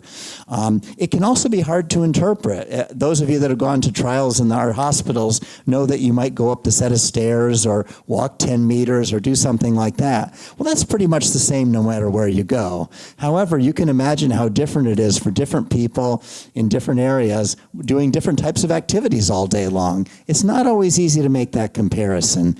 The other problem with digital markers is the cost. The electrodes are important, or the sensors can be very expensive. Maybe you can't do it for everybody. But I think one of the most important things is sort of how we integrate it with care. Again, we know an EEG, when you do an ambulatory EEG at home, we know how that compares to what we do clinically in our office. And I think that one of the important things that we have to think about, and then I'll stop, is that we all have to sort of start to come to an agreement on what types of wearables, what types of digital markers we want to use, and then really validate them and really study them carefully so that when we start using them in trials, that regulatory agencies and ourselves will really be confident that we're doing something positive for people. And I also think, as a second big point, it's important for us to correlate what we see digitally or with wearables with patient-recorded outcome measures, that we really want to link those two together. Quick clarifying question. When you're talking about digital health technologies in this instance, you're related to everything to motor-related concepts. Is that correct? Very good point. So I think that's the easiest thing for us to study is the motor concepts. However, as you know, we can look at sleep cycles, we can look at we can look at a lot of different things. Often we're not directly seeing things that maybe are non-motor. Motor things are easy to assess. We might get indirect evidence of other things, but probably not to the degree that, like cognitive measures and things like that. But I think it's also important to emphasize that not all things are wearables. You can have wireless devices in the house where you don't wear anything, and it can collect information on you all day long. And it can do things like sleep cycles, it can do respirations, heart rate. I think that for this group, the most important thing is the motor aspect. What's your motor function like throughout the day? And it can be very valuable to get it in a real world setting versus the somewhat artificial setting of a doctor's office. You said to collect them in correlation with PROs. Don't we need to collect them in correlation with COAs? Of course. Yeah, no, I mentioned that. I mean, we do a lot. I mean, just what we do in our clinic is we have the PROs. So we do that as part of our normal clinical care, or we can. Yeah, of course, you want to do that too. You want to show that they're as effective as the clinical collection. Yes. Mm-hmm. And let's see if Dr. Schulte is online. Rebecca?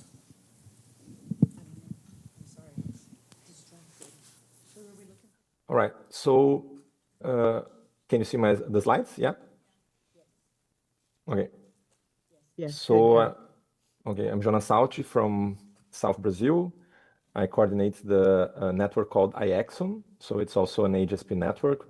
We have 7 sites across the country.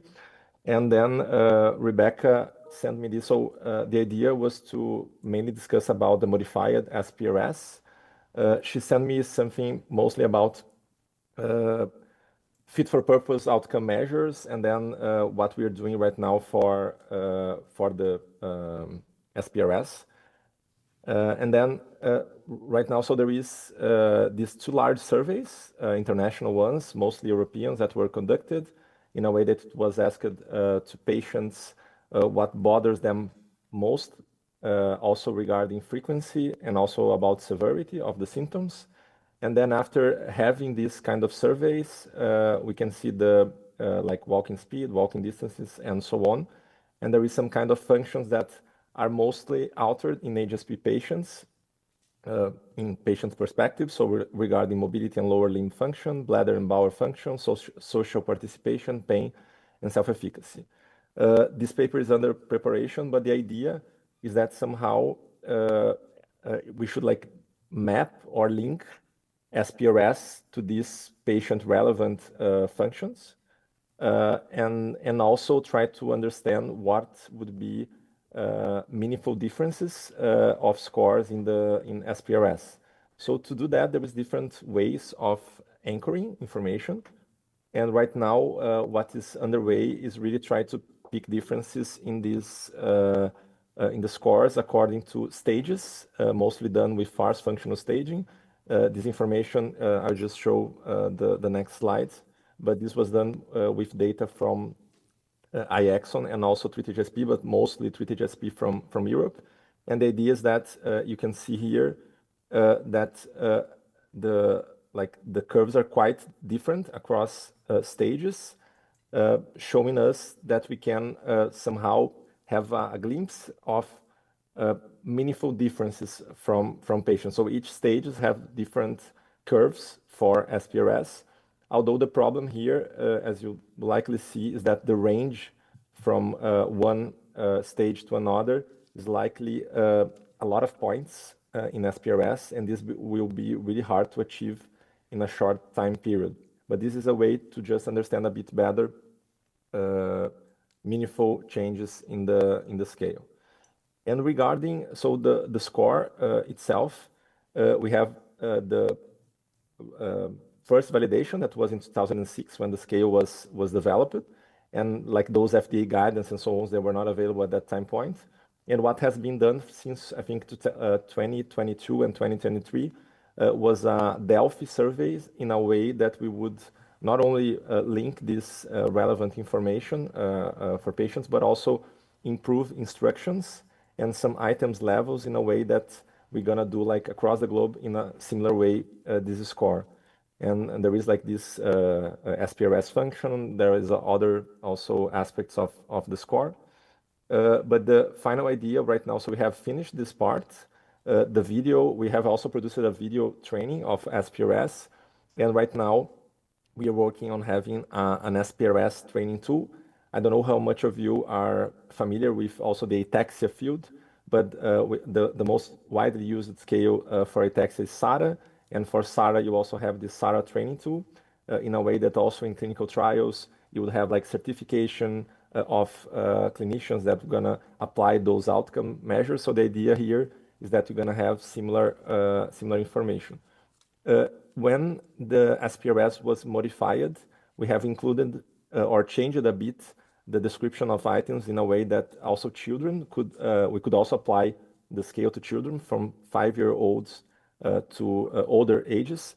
But of course, we have not that much data in children. So the idea right now is also to have information. And I think Darius and SPCern will likely do a great job in this regard in a way that we can really be sure that this is a valid instrument also for 18 years and old and below. Yeah, so I think this is the main message. So it's underway right now, this training tool, and I think we will need that for trials. And not only like when the scale was developed, we didn't have this fit for purpose. We didn't have this really to start with patient preferences. And right now, we don't need to do a scale again, but we can try just to check if the patient preferences and relevance is really somehow reflected in the scale. And if it is, we can just like tune a bit the scale in a way that's gonna be a good outcome measure for the future. And the main outcome is to have like meaningful within patients change thresholds for these outcomes, not only for SPRS, but also for others, in a way that regulatory agencies might also certify that this is a valid outcome for clinical trials in HSPs. And of course, the global collaboration is a unique opportunity. So that's it. I can also talk about the Delphi process and so on, but I think this was the slides that Rebecca sent to me. And yeah, so I'm gonna just stop sharing my screen. Sorry for the WhatsApp open here, but I'll try to but that's it. Quick question. You said, mentioning the Delphi process, perhaps if you could note that. And then the second part of this is for concept elicitation. Was that done through the survey, or was that done through other qualitative research?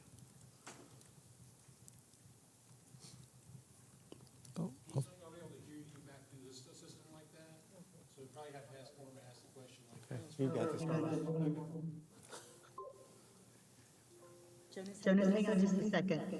Colin's got a question for you. Jonas, you mentioned the Delphi method. Could you explain what that was? And then how did you do concept elicitation when you did the initial comparison with those rating scales? So, sorry, can you repeat, Colin? I think someone was with the mic open. There is some echo, and it was not really. Jeff, can you fix that echo? Apologies. We're getting to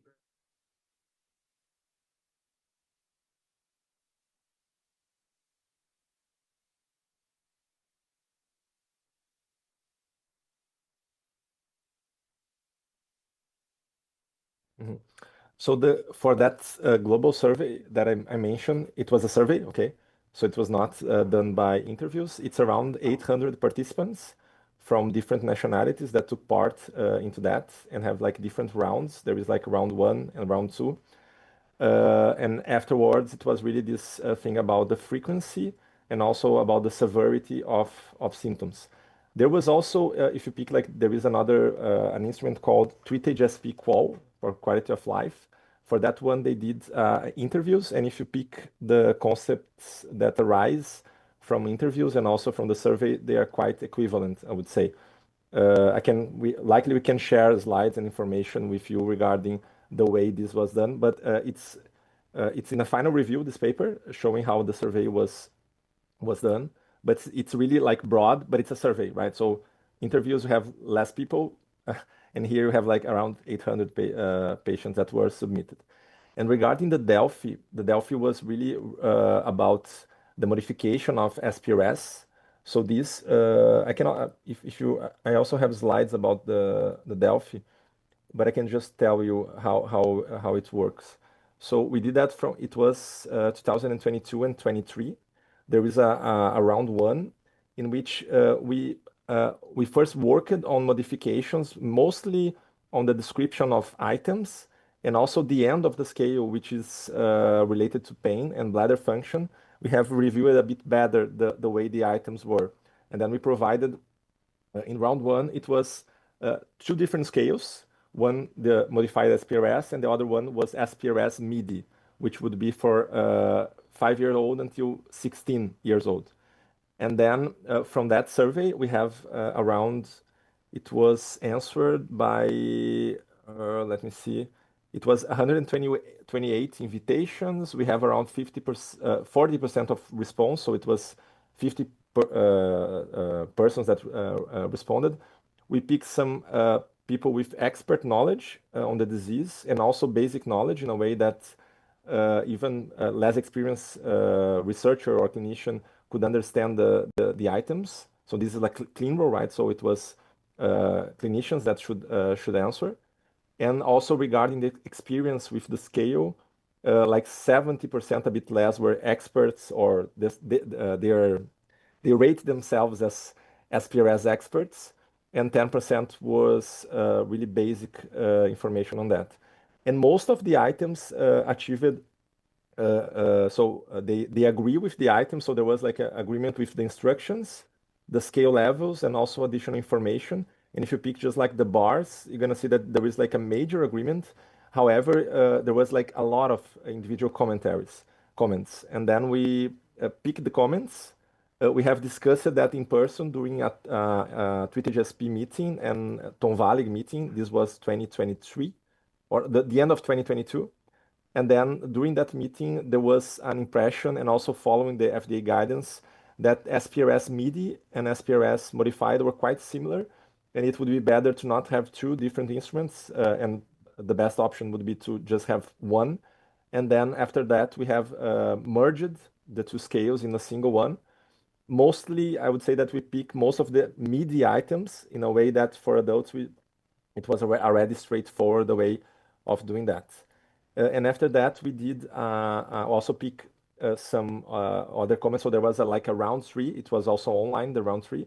Again, the 128 invitations, around 40% of response. And then we achieved like a greater agreement of all the items in SPRS. We have less comments than in the first round, but most of the comments were regarding really the instructions, and also like to provide a manual or video that could help us to perform. So after finishing the round 3, the next product was really building the video, but the video was just like an example how to perform it. It was like simulated by a normal person, and right now we need to, the next steps is really to take patient data in a way that can really do like this training tool like Sarah, in which the person should like see some, I don't know, 20 or 30 videos, and afterwards there will be like a test, and then you're gonna really receive a certification based on your performance on that test. Is that more clear to you, Colin? Yes, I don't know if you can hear me. Yes, that's more clear. And I think we can, for time, thank you, maybe switch. Yeah, I actually wanted, if you can hear me, I'd wanted to ask Jonas, maybe I missed it. If you could clarify, is there some sort of relationship between the survey of severity and frequency of symptoms, sort of the attempt to develop a real patient-reported outcome, and the modification to the SPRS? And how are those sort of two parts of your work connected? Okay, so you should be able to use that microphone. Good point. I think Rebecca should answer that better than myself, but she left and told me to ask you to answer you. So picking this FDA guidance, we should start from the scratch, taking patient perspective, right? But then we already have SPRS, and then we tried somehow to understand these patient preferences and to see how much or how many of those main concepts or main functions that patients reported are covered in the scale, in a way that this would be like a COA or a clean row that reflects what matters to patients. But the next step is also to develop a pro. So this is underway, although there is already the treated HSP qual. So likely even doing a pro based on the survey that I just mentioned. I'm not so sure on how many more information we will have compared to the treated HSP qual, because it also covers a lot. It was based on interviews, but right now I think we have presented that, but it was in these treated HSP meetings. I think it was like last year, something like that. And the idea, mainly through a project called Prospex, focused on SPG7 and also RSAX, was to do this like PRO, but then it was a bit slow, and there was a treated HSP qual that was already published. So we are in this, how can I say, it will be done, but there is already one scale out there that it is the treated HSP qual that covers somehow also most of those concepts, and it is a PRO, okay? That's super helpful. Thank you. Yeah. Are you able to see the slide? Yes, now we can. Great. So I think just to sort of start out a discussion of fluid biomarkers for HSP and PLS, the things I often think about when I consider biomarkers, one is, the context of use. So what phase of drug development are we talking about wanting to use these tools for? And then what trial gap are we going to be filling with the biomarker The other thing to consider is the type of biomarker you're wanting to develop. And, obviously we're all thinking about pharmacodynamic biomarkers, which would be biomarkers that show you a response of a treatment. You can't necessarily determine that until you have treatments. But other things we would want to know is how the biomarker levels may predict progression over time, or they may show different stages of the disease and monitor how people move from one stage to the other. When I think about HSP today, there's sort of two different broad categories. One would be biomarkers that may apply really across the spectrum of the different genetic types of spastic paraplegia and or also primary lateral sclerosis. And I think the best example right now is probably neurofilament as a marker for axonal damage. This has been used in other diseases like ALS, MS, and Alzheimer's disease. There are other markers of central nervous system damage. Some of them have been tested, although none of them have really come forward and been useful yet in the same way. The other way to think about biomarkers will be biomarkers that may be specific for particular genetic mutations. And I think an example of this would be with SPG5, where the hydroxycholesterols may be a nice mechanistic marker to show you that you're hitting your target and having an effect. I think for neurofilament, you can see elevations in the serum for both primary lateral sclerosis, and this is just a figure on the top right showing that with different types of motor neuron disease presentation, you can see slightly different levels of neurofilament with primary lateral sclerosis or pure upper motor neuron presentation on the right. And you can see that the span that it's covering is elevated compared to healthy controls, but again, not as elevated, not as broad a spectrum as what you see with ALS in general. And this may have implications as we think about interpreting those levels or changes in those levels in terms of what the clinical significance of that would be. I think other things that would be important to know are going to be the relationship to severity and or rates of progression. And we've mostly had cross-sectional studies. There's been some longitudinal studies, but I would say there still needs to be more work to really understand the relationship of these elevations in neurofilament to the clinical consequences that happen over time. In ALS, that relationship between serum neurofilament and survival really argues for the benefit of drugs which may reduce neurofilament, but that implication may be a little less clear as we think about HSP or PLS. This is just showing the example of hydroxycholesterol and SPG5, a nice natural history study where they started by identifying the biomarker. On the left, you can see cross-sectionally a nice relationship between the level of that biomarker and performance on the spastic paraplegia rating scale. In the middle, you can see that similar type of relationship to the disease duration. And on the right, they then performed a randomized clinical trial of a statin drug to get proof of concept that they could see this biomarker change with treatment. It was a short study, but you can see on the right-hand side, the individuals who were treated with the atorvastatin had lowering in the biomarker, whereas the placebo patients were stable. But this raises an important question. Can see an effect on a biomarker, in this case with treatment, over a fairly short period of time, but maybe less clear is what that clinical implication will be for the patient over time. Is this going to change their clinical trajectory? And that's a question that we'll need to be able to answer. And so as we think about biomarkers in general, need to be thinking about what is going to be clinically meaningful and a change in these biomarkers, the degree to which studies in ALS, a motor neuron disease that's mixed, can inform their use in disorders that are largely purely upper motor neuron disorders. For rare conditions, it can be very hard to get this data. And so the degree to which we can lump together patients with this similar clinical presentation to infer relationships for the genetic variants that may be quite rare and very difficult to get the information on.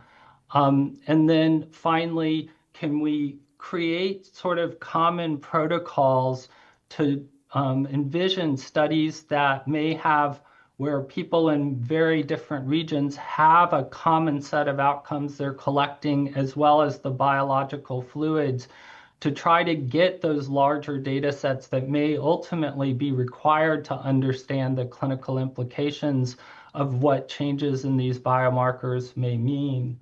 And I want to turn this back over to Michael, who I think is going to add his thoughts as well as talk a little bit about the CREATE consortium and some of the work that we've been doing as part of that consortium. Thanks, Jeff.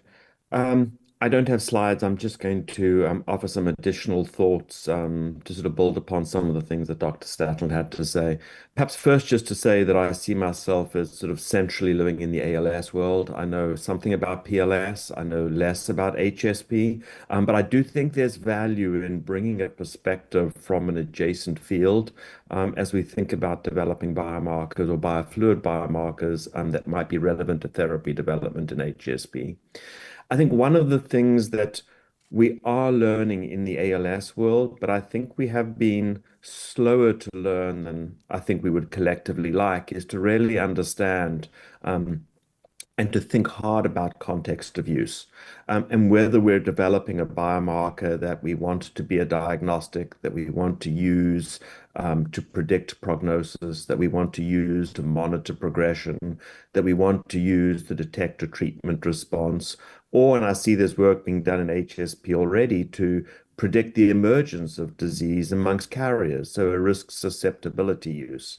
And I think one of the things we now know well, many fields do, is that the performance characteristics of those different biomarkers, or the performance characteristics that are needed of a biomarker for those different contexts of use, really are quite different. And I would encourage the HSP and PLS community to be thinking hard about what is the most informative, most useful from a therapy development perspective, context of use, and then for us to think about the data that we need to generate in order to establish that context of use. I would say that, NFL has obviously become prominent in the ALS world, and even more so after the FDA based in part its approval of tofersen for accelerated approval based on a reduction in NFL. And to say that NFL was not qualified for this purpose, but I think the FDA based that decision in large part on the very robust body of published peer-reviewed evidence that supported an understanding of how NFL behaves longitudinally in ALS, and also that it has prognostic value and that there was some face value in saying a higher level is bad, a lower level is good or better, and we understand the relationship between those levels and something that is clinically meaningful. And as much as I love NFL, I worry, given the levels of elevation that are very modest in PLS and in HSP, whether we will be able to establish the same relationships or clearly see signals that give us a sense of that meaningful change. Maybe one last thing to say is, as we're thinking about context of use, I think we have to, depending on what we think is the most valuable, we have to decide whether a biomarker needs to function at an individual level or whether it's sufficient to function at a group level. Let me just clarify what I mean by that. If we're looking for a diagnostic, it's not good enough to say that on average this biomarker is higher in a group of people with HSP than a group of people without, because diagnostics have to work at the level of an individual person. The same is true for a risk susceptibility marker. If we're looking at a carrier of an HSP-associated genetic mutation, we have to know that the level of that biomarker in that individual person is going to predict the emergence of disease. If, on the other hand, we're interested in using a marker as a response marker in a clinical trial, I think it works perfectly well to ask at a group level. Do the group of people who receive the active treatment show a change in the biomarker in a way that the people treated with placebo do not? And I think this is something that's also often commonly lost or missed as we're thinking about biomarkers in the ALS space and beyond. And I guess I'm saying this because I'm hoping that the HSP and PLS communities will sort of learn from the mistakes we've made in the ALS field and do better, or get to meaningful biomarkers much more quickly. So I'll stop there.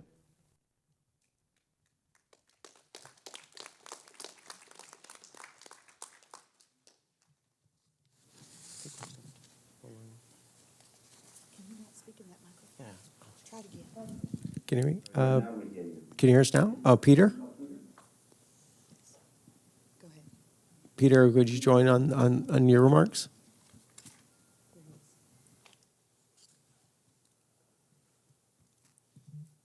I can't tell, Peter, but I think they're calling on you. That's correct. Thank you so much. My apologies. I couldn't hear you for a second.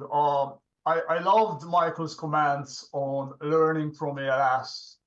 Wait, Dr. Peter, if you don't mind, can you turn your mic up? Can you turn your audio up, sir? Sorry, in 2 seconds. Thank you. Can you hear me now? Yes, much better. Thank you, sir. It's better. Okay, my apologies. So I loved Michael's comments on group level insights versus individual level insights. And I think the better the biomarker, the more it should be able to detect changes at an individual subject. And I'd love to share a few slides on that, if I may. Let me just share these very quickly, and I'm going to start these. So again, just building on what Michael has explained, these are group level analyses of what we see in PLS. And in full agreement with Michael, if you scan, let's say, 40 patients with PLS and 40 controls, suddenly the abnormalities appear and you can visualize, detect, and measure which fiber tracts are affected. So this is an example of what Michael may have been referring to in terms of group level analyses. On the left, you see the white fiber tracts affected in PLS, the descending pyramidal and corticospinal tracts, the motor fibers subjacent to the motor cortices bilaterally, and the corpus callosum in the middle. So imaging is incredibly sensitive and cheap, and you can acquire this data set non-invasively, right? So you don't need to get PAT ligands. You are not giving contrast. Within about 8 to 10 minutes, you can acquire these data sets and map where is the abnormality, which you otherwise would not be seeing on standard clinical imaging. So a lot of our standard clinical imaging protocols, T1, T2, FLAIR, have been developed to detect multiple sclerosis and inflammation and tumors and such, and they're not useful at all for conditions such as PLS or HSP. So we need to rely on completely different settings, and this is an example of what's called diffusion tensor imaging, and it's practical, it's cheap, it's very fast to acquire, and it tells you where the problem is. So in my next slide, what I'd like to show you is something that's been referred to previously, and I think the first talk is that HSP and PLS not exclusively affects the motor cortex. So a lot of the emphasis that we put is on what's happening in the motor cortex, the motor disability from a clinical perspective, what happens with the descending corticospinal tracts. However, most of the HSPs and PLS itself affects the frontotemporal lobes, the cerebellum, and the subcortical gray matter regions. And the relevance of that is twofold, is that if we measure NFL or any downstream CSF markers, a lot of that will not only come from the motor cortex, but other regions which are affected. So one of the mistakes that we make as neurologists is that we conceptualize PLS and HSP as a pure motor condition, and that is false, and that's misleading. These conditions affect other brain regions than the motor cortex.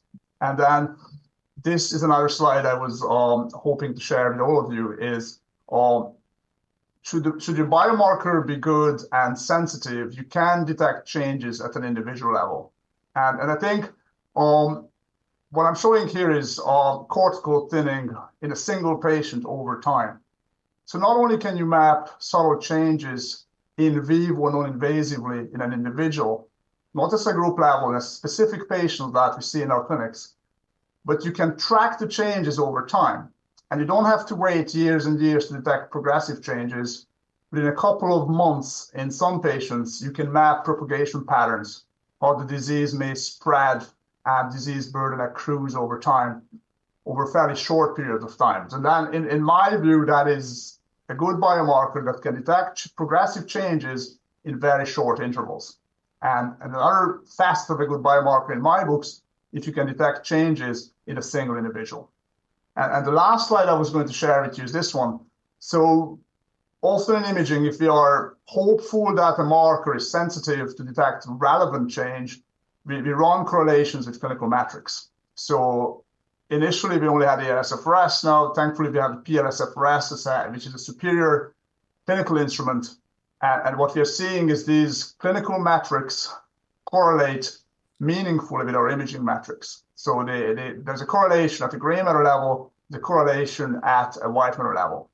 And even though instinctively focus on motor features, if you look at facets of the disease such as pseudobulbar effect, again, that would correlate very sensitively with sort of brainstem motor cortex disconnection. And the very last remark I was going to make is that the new consensus criteria, I find it incredibly helpful to be inclusive, to enroll patients I couldn't have enrolled otherwise. And if I scan those patients who are now labeled as probable PLS, they already exhibit motor cortex changes, they already exhibit white matter integrity alterations. So the clinical criteria that's been introduced, the probable PLS, is works really well if you look at the underlying pathology. And imaging validates that probable PLS, indeed, these are patients who will develop PLS eventually. So these are the 4 slides I was going to share. I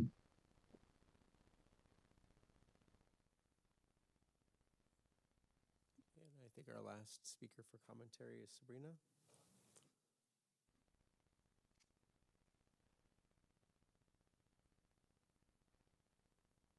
Dr. Sabrina, are you on? Yes, I'm on. Can you hear me? Yes, we can now. I'm probably Please very go big ahead. on your screen.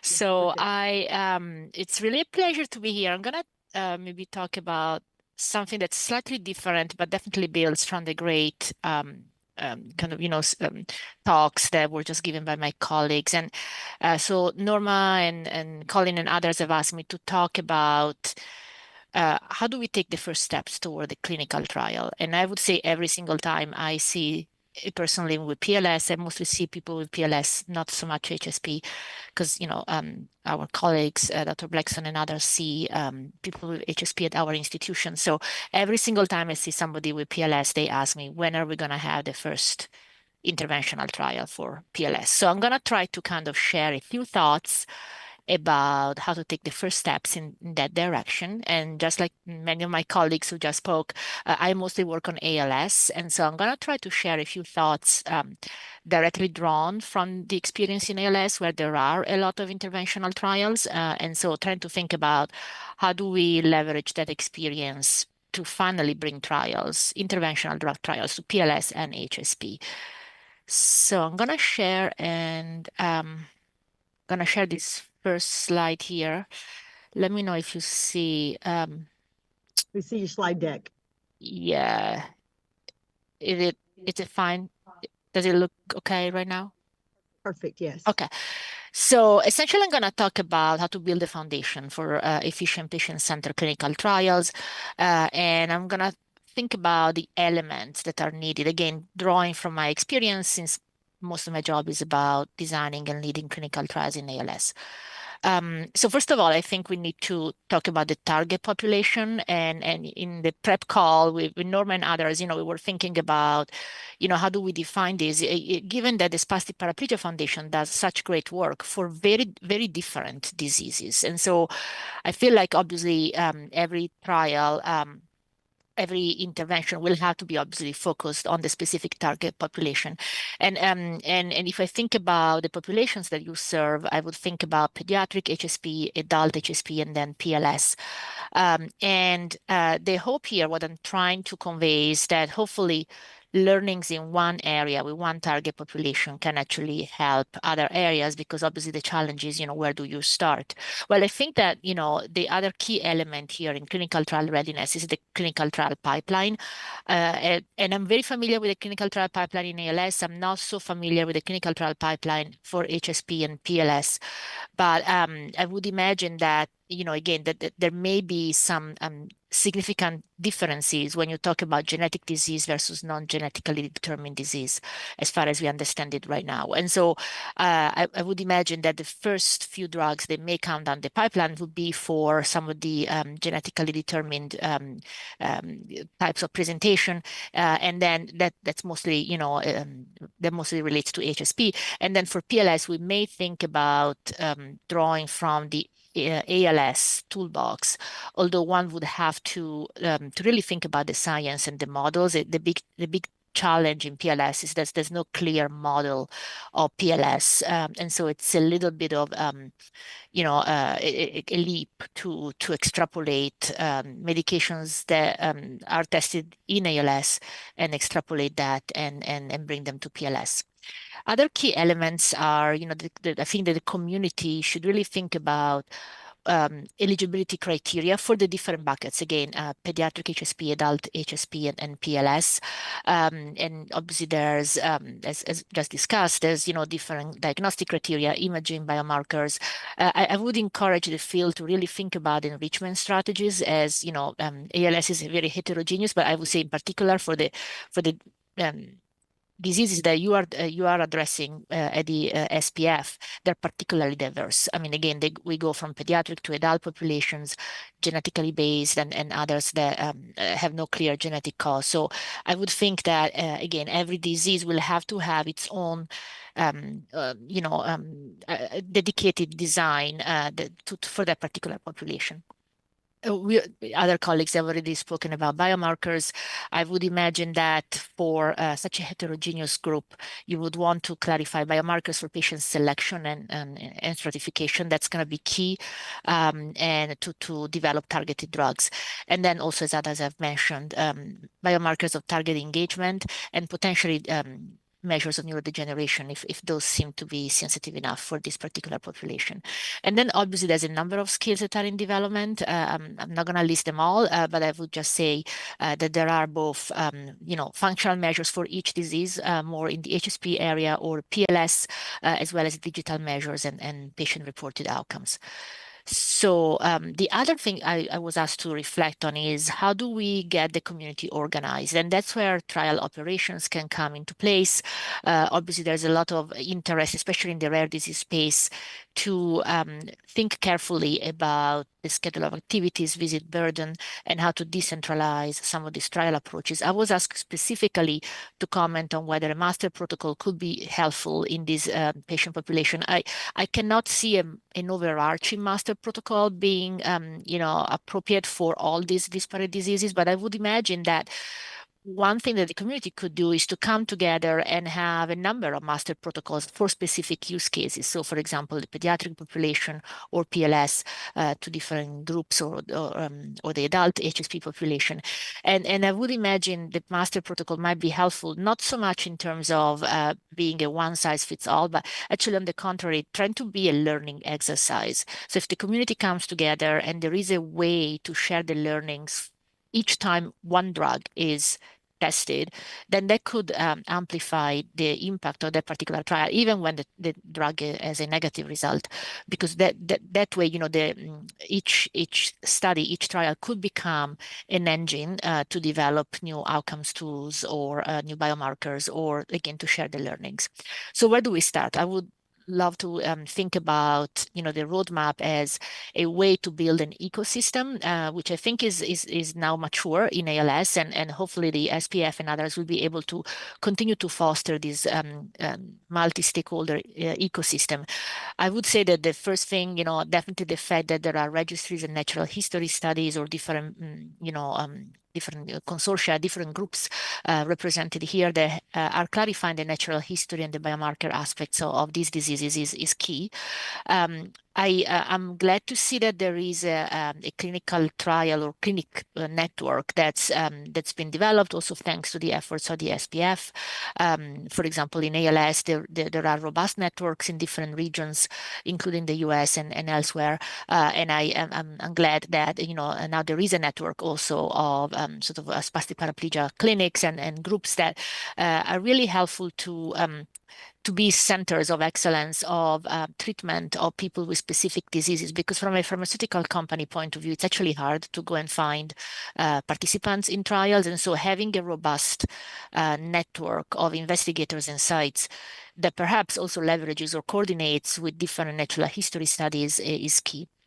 And obviously, patient community, industry outreach, and advocacy outreach are key. So where to start? I would imagine that for the SPF, one thing that would be important is to align on priority populations and therapeutic goals. Again, you start with one disease probably or two diseases, and then the learnings from that can rapidly expand to other phenotypes or other groups. And I would imagine that continuing to strengthen the natural history infrastructure, outcome measures, and different biomarker efforts would be important. I do want to emphasize that one thing that I think is really key whenever somebody starts building a clinical trial ecosystem is to incorporate the patient perspectives early and often, and definitely the SPF has been doing that. And I would imagine that continuing to build this investigator network and convening industry and advocacy groups together like you're doing today is really the first step in the right direction. So those are some general thoughts from my clinical trial experience in ALS, and definitely I hope that we can have a robust conversation to dive deeper into any of these. Thank you. Darius, would you like to add commentary from what Sabrina said and then maybe bridge some things on clinical outcome assessments, given your involvement? I'm sorry, was there a question? No, I just said thank you for this. Can you hear me? I cannot hear very well. Norma, do you mind repeating? Yes, he was moving on to the next speaker, Dr. Sabrina. Okay. So just hang on a second. He's going to come back around. Absolutely. To you. Thank you so much. Darius, are you still with us?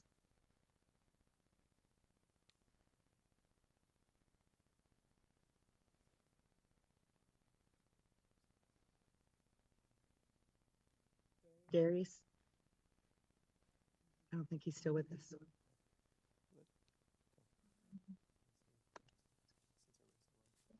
You see?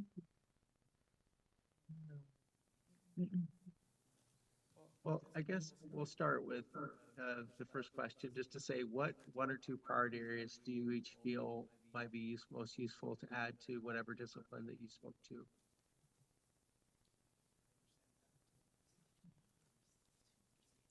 You didn't understand.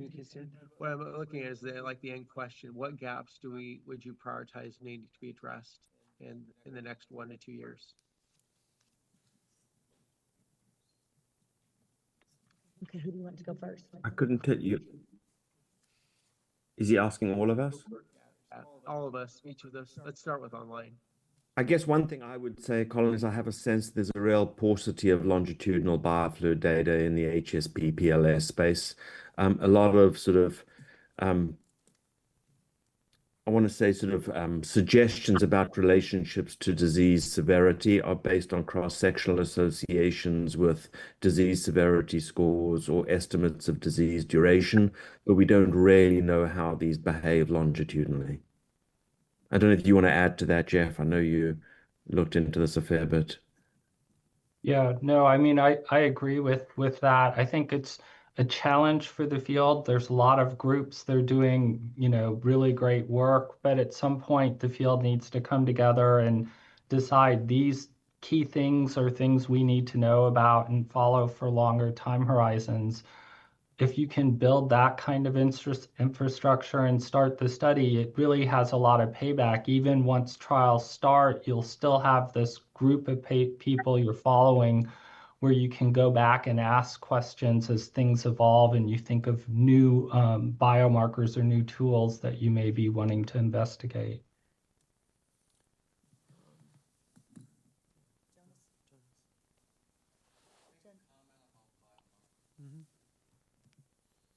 Yeah. From my perspective, I think I can talk in the next session because I'm gonna do like the global meeting we have in Porto Alegre, the perspectives, and this is like the main gaps we found. So otherwise it will be just a replay. So I'll let the others comment now and I can talk later. No problem. We're going to move back into the room with Dr. So I wanted to make a comment about biomarkers because it was such a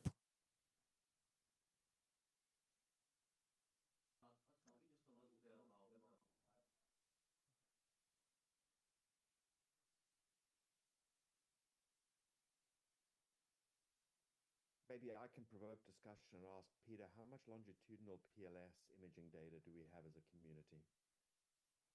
So we do have quite a bit of imaging data. It is just part, it's been incorporated into motor neuron disease studies as a subtype, and that's the problem. So there's ample data out in Germany, in the Netherlands. I've been scanning my patients. So the data is there. The problem is how it is used, and is it used as a disease control group as part of a big ALS study, or is it genuinely focusing on PLS itself? So I think there is some data out there, but it's not used. We are not capitalizing on it. And I think it's worth revisiting those hard drives that are storing old PLS data, because I think there's a treasure chest of data out there in some European countries, which have only been published as part of an ALS study. So I think there is some data, Michael. That's helpful. Thanks, Peter. Yeah, Peter, I got a question from my point, because we had the same issue. I do work in muscular dystrophies. There were a lot of groups doing imaging of muscle, but it was siloed. And so a big barrier was finding like a way to bring that together in a data lake to do larger analyses. And the barrier, is partially financial, just getting the resources, but it's also getting people to agree to do it, which was a large barrier. Do you have a sense for what the barrier to doing that would be? Well, I think imaging data analyses are labor intensive, but I think once the data is there, we should reach out to these groups, I think, and try to merge data sets if possible. And that's been quite challenging in ALS, and we tried that with Michael over the years. There are all sort of barriers: political, financial, GDPR, data sharing agreements, bureaucracy, really. It's been quite troublesome in ALS sharing data across the Atlantic, for instance. So we don't talk about this, but those barriers are there. I've experienced those barriers. Would you rather just start from scratch and collect your own data rather than reaching out to big German or Danish group and trying to gather all data from, and technology changes. So there's this question about harmonization. Getting data from 10 years ago would have been acquired on different scanners. Can I still use it? And I think we can. So I think these are very important discussions to have.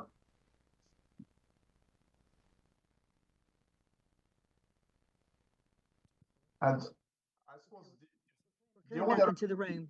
Sorry. Just a moment, please. Dr. Boss? So let me talk a little bit about biomarkers. A good biomarker in the blood. Could you turn off the echo? Yes, not me. He's got to get it. We very much appreciate the sound guy for his efforts. Thank you. So let me explain how a biomarker works. When a neuron degenerates, the proteins in that neuron degrade, and then they're able to make it into the bloodstream because the membrane breaks down a little bit. And so what you want from a biomarker is a very abundant protein, because it's just a minuscule amount that'll get into the bloodstream and then serve as a quantitative indicator of just how degenerated the neuron is. one of the very best biomarkers that people use for cognitive diseases is a protein called tau.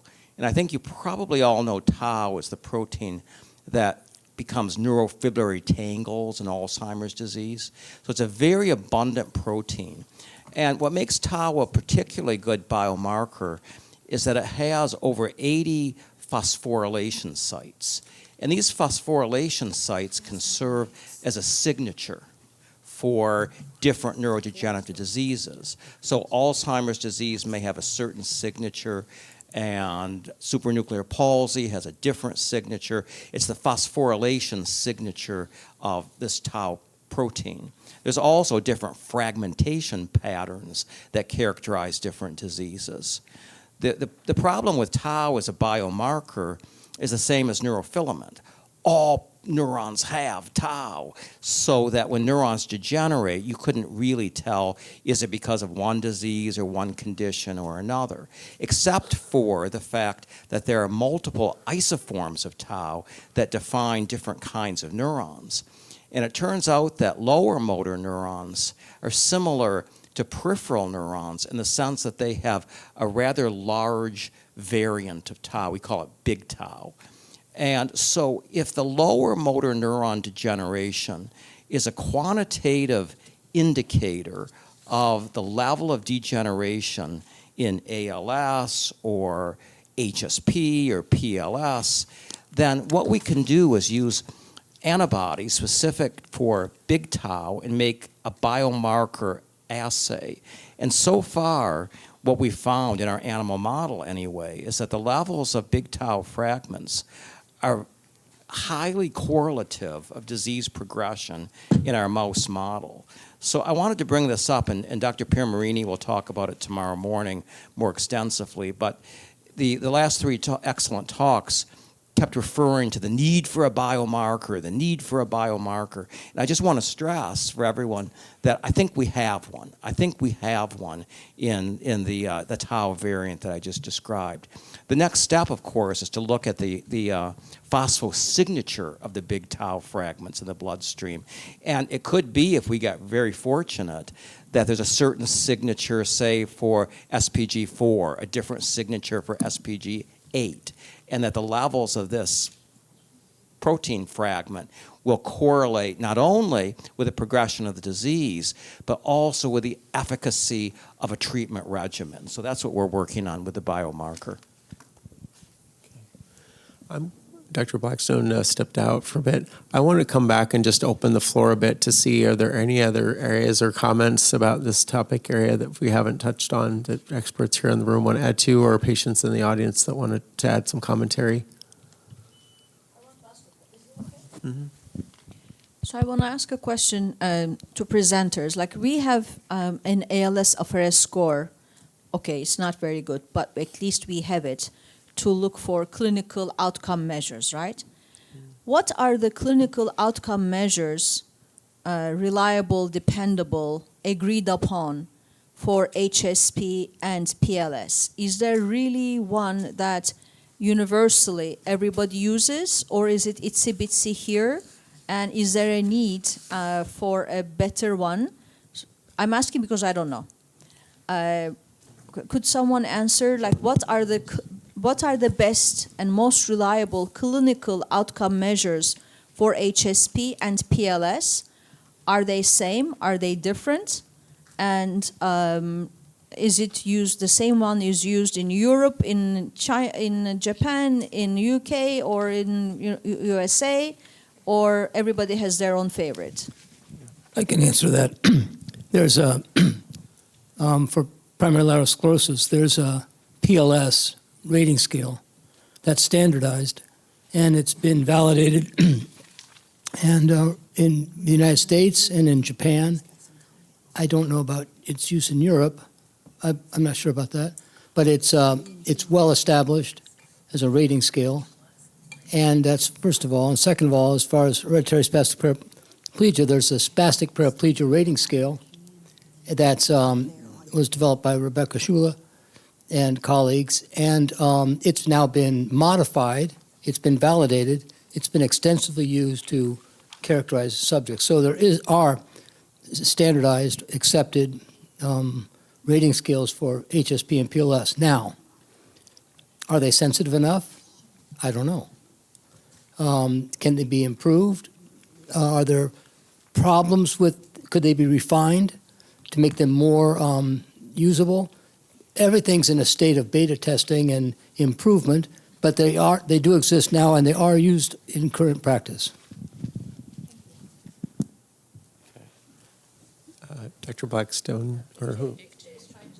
Okay, oh, sorry. Okay. That's good. We're going back online again. Sorry. I don't know if you can hear me. Yeah. We hear you online. Dr. I don't Lee, know if they go can ahead, hear sir. you. I think, yeah, Zoom hears me, but in the conference room, do you hear me? Yes, we do now. Go ahead, Oh, please. okay, good. So Hande, I have slides that I'm going to show some results from the PLS natural history study cohort on the outcome scale such as PLS-FRS and also ROADS. That's a scale that's used in ALS trials, but we also measured that in the PLS cohort. So you'll see and see if that works or not.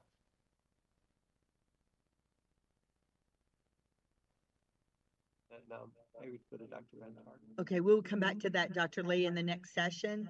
Dr. Benatar, go ahead, sir.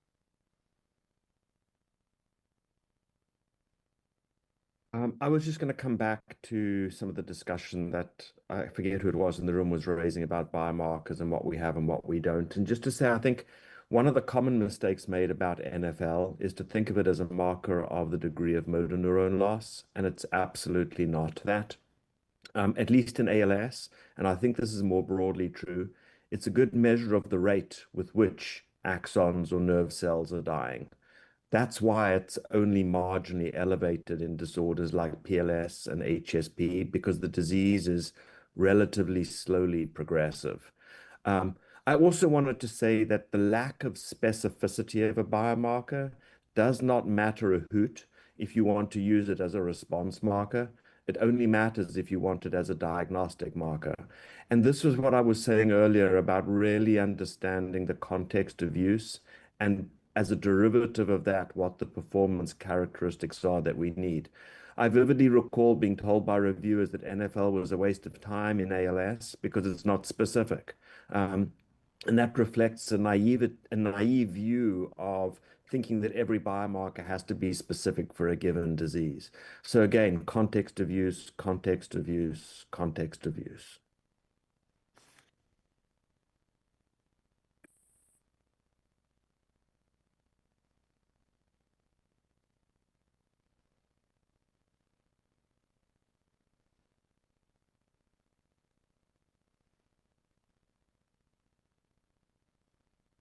Hey, hang on just a second. We're going to take a question from the audience.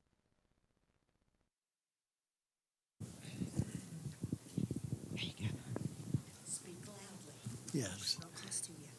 A quick question. Good question.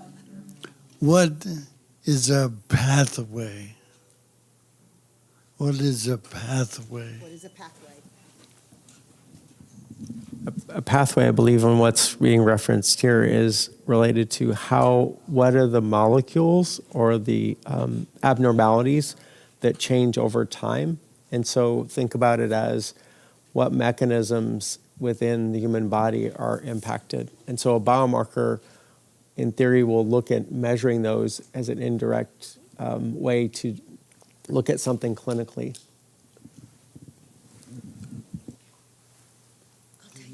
About that after this. Dr. Boss?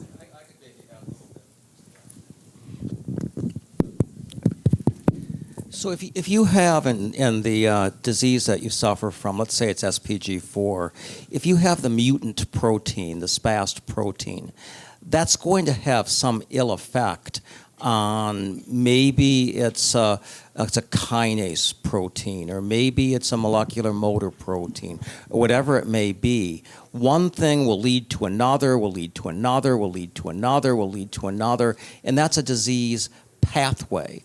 And when we say that a therapeutic could be upstream in the pathway that's close to the mutant protein.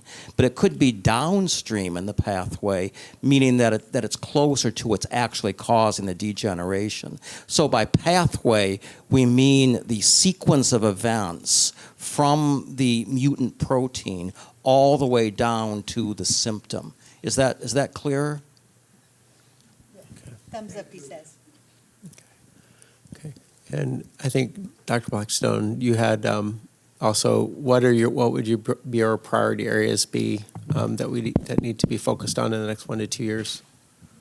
Well, I think we heard it a little bit. I think we all have to kind of come together and sort of agree on some common measures.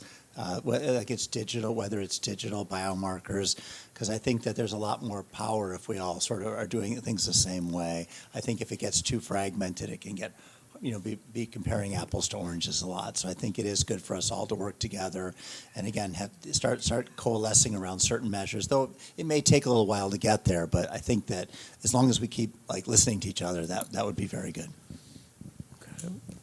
Okay, Dr. Fink, I know you've done some work in DHTs. Do you have anything to add to that? No,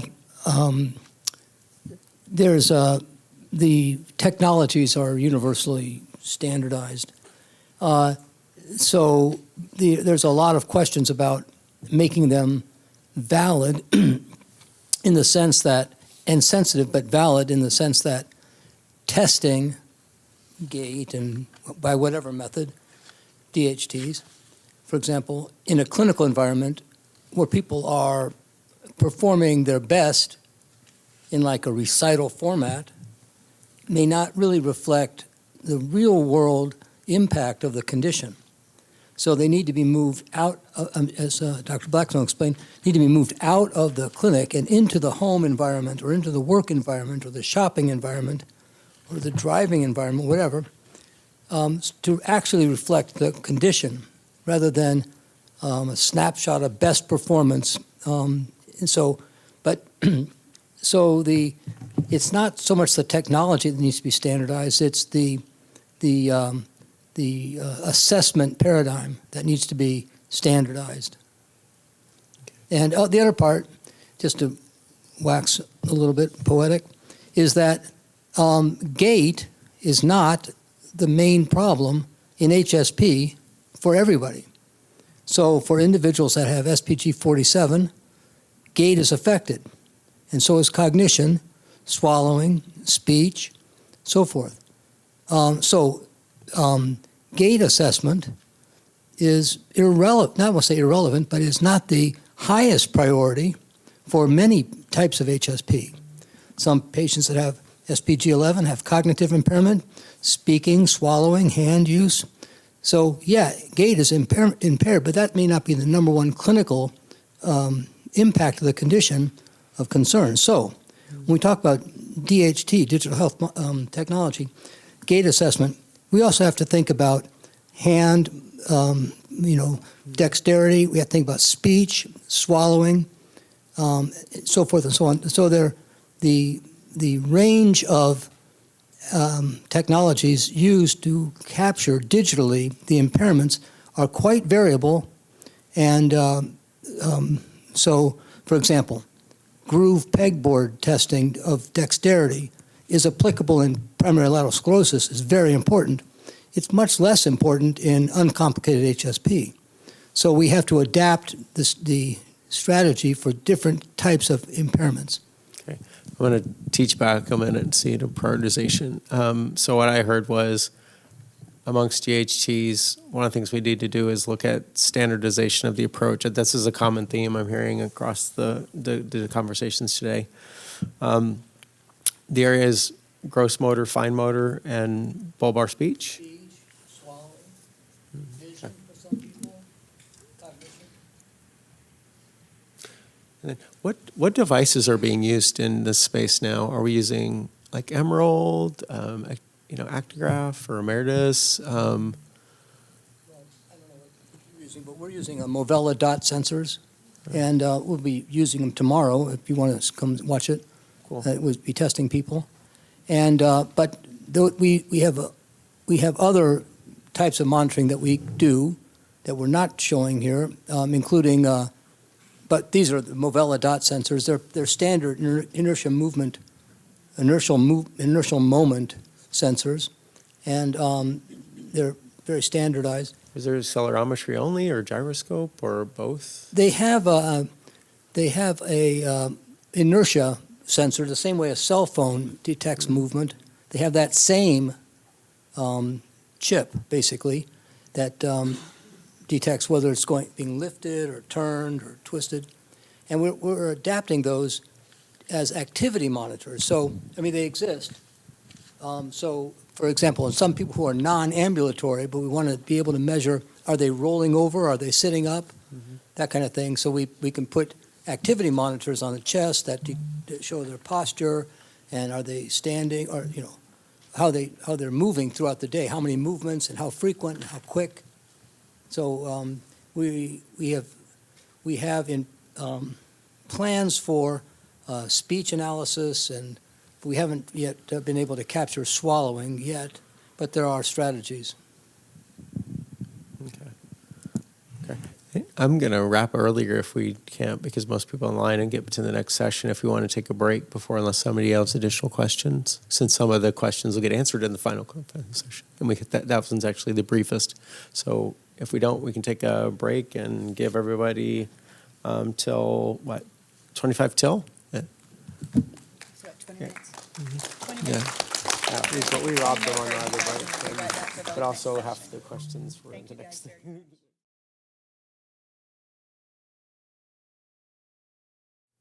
Do you see my slide? Yes.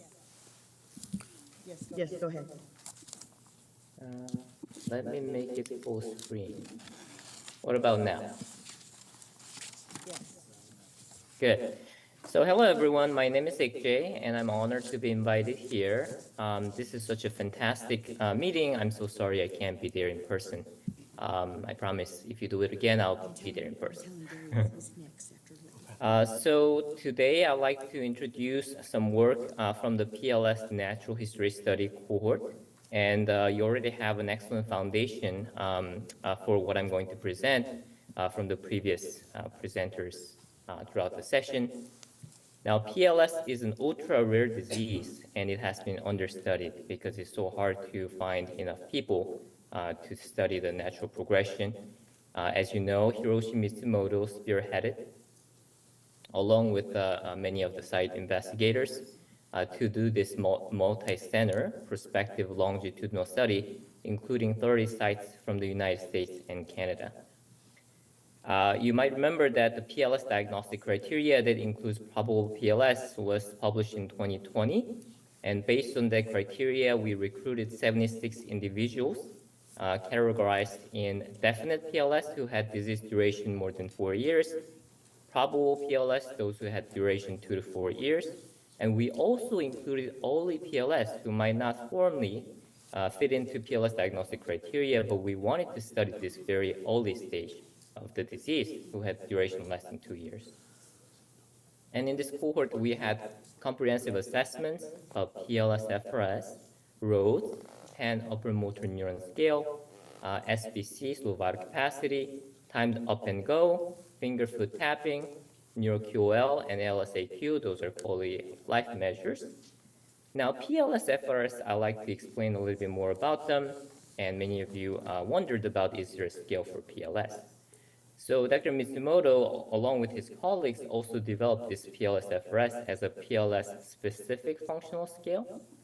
And it was created by modifying ALS-FRS-R, which is used in ALS clinical trials, by including more detailed options in each question. So ALS-FRS has 12 questions asking about your bulbar function, gross motor function, fine motor function, and respiratory function. So in those 12 questions, you have 0, no function to 4, that's full function, and there's 0, 1, 2, 3, 4. In PLS, because the progression is much slower, we wanted to add more fine scales in between them. So added 2 more steps, so making it 0 to 6 from question 1 to 10. So PLS-FRS was, when it was created, we reflected the community voice from PLS patients, and then the scale was validated in the PLS population. So in this PLS natural history cohort, the PLS-FRS was used to see what the natural progression of the scale would be. It was also translated into Spanish and Japanese versions as well and validated. So if the trial includes a population from outside of the United States or people who use different languages, there's a possibility we can use this in different languages. Also, we included other outcomes to see if PLS-FRS reflects each domain function, such as finger-foot tapping, those fine motor skills, or timed up and go, such as standing up and walking skills. Obviously, when including these early stage participants, we were concerned that some of these PLS patients at the time of enrollment might later progress to ALS. So we did EMG at baseline, and then at 12 months to see if how many of these participants would later be qualified for ALS diagnosis. Also, blood samples were collected at baseline and follow-up so that we can measure biomarkers. In this case, we measured plasma neurofilament, which is a validated marker for many of the neurological conditions, including ALS. Now, we have completed 2-year follow-up for our participants, and amazingly, vast majority of the participants were able to complete. I believe 66 either completed or had outcome that's defined as ALS or death. So we're in the process of analyzing this full 2-year data to see what's the PLS-FRS road's progression trajectory, how many of them got actually diagnosed with ALS, what's the predictors of progression and diagnosis from the baseline predictors, including NFL. So in this slide, I'm showing you on the left-hand side, maybe the numbers might be a little too small, but what this figure on the left is telling you is that PLS-FRS total has a very good correlation, strong correlation with other scales such as ROADS, which is a patient-reported outcome measure used in ALS trial. And it also reflects fine motor and bulbar functions such as finger tapping, foot tapping, or pataka. It has good correlation with functional scales such as ALS-AQ or Neuro-QOL scales. And you can see that PLS-FRS subdomains such as PLS-FRS bulbar is correlating with pataka, PLS-FRS fine motor scales correlating with finger tapping. So it does reflect global functional outcome in PLS population. Now, in the middle figure, I'm showing how the PLS-FRS declined over time. You can see the color-coded 3 different groups. Red represents early group, while the blue is probable, and the green is definite. So green had the longest duration of the disease, so they had the lowest PLS-FRS at enrollment, higher the better function and lower the worst function. You can see that the slope is steepest in the early group compared to probable and definite group. Now, the definite group really has a very flat progression, about 0.1, 0.2 change in each month on the PLS-FRS scale. So if you put this in the ALS-FRS scale, this would be very, very flat. But with the PLS scale, we are seeing some slope, but the slope gets attenuated with the disease duration.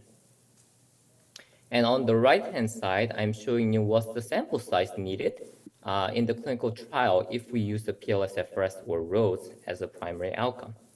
Now, if we include similar cohort with this PLS natural history study, and if the treatment hypothetically has about 30% effect size, we're gonna need 140 PLS participants per arm. That will be, if this is 1-to-1 randomization, total 280 participants.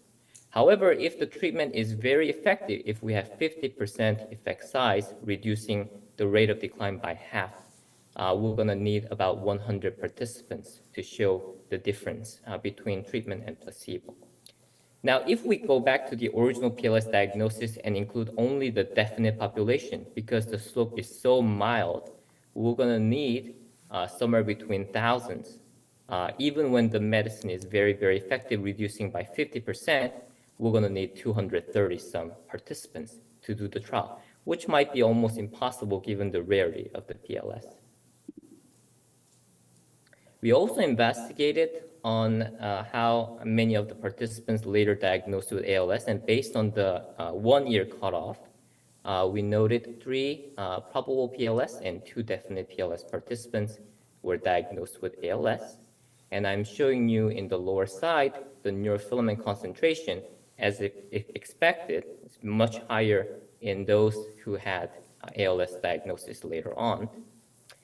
When we draw ROC, a reciprocal operating curve, to see how sensitive or specific the baseline neurofilament would predict the ALS diagnosis, it has pretty good specificity if we use a cutoff of about 90 picogram per ml, and it has 0.94 specificity. Sensitivity is not that high, meaning that some of the participants who did not convert to ALS also have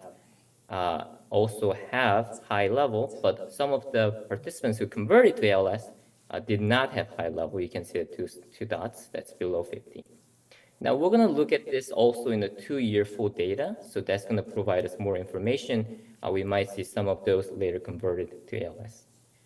On the right-hand side, you're seeing the plot where we have NFL concentration on the x-axis and PLS-FRS slope. This is a slope, so rate of change of PLS-FRS per month. And you can see that as you have higher NFL concentration, you have a faster decline in PLS-FRS, suggesting that baseline NFL can both predict who's gonna later progress to ALS and also who's gonna progress faster with their functional deterioration. Now, 2-year data would give us more information. On top of that, we are extending this PLS natural history study to follow them more longitudinally beyond 2 years. So we're gonna have online platform, NeuroPro, supported by MGH, and participants will be self-reporting their disease status, whether they received ALS diagnosis, what kind of medication changes they made, how's their functional status, what's their quality of life. So we'll be able to see more long-term of this precious natural history study cohort, and based on this information, it'll provide foundation for the future clinical trial planning for PLS. Now, I'm very interested in PLS as much as ALS. I think we can borrow a lot of ALS literature and use it in PLS, but also I think studying PLS would provide us valuable information to understand ALS as they are in the spectrum. So thank you so much. If you have any questions, I'll be happy to answer them.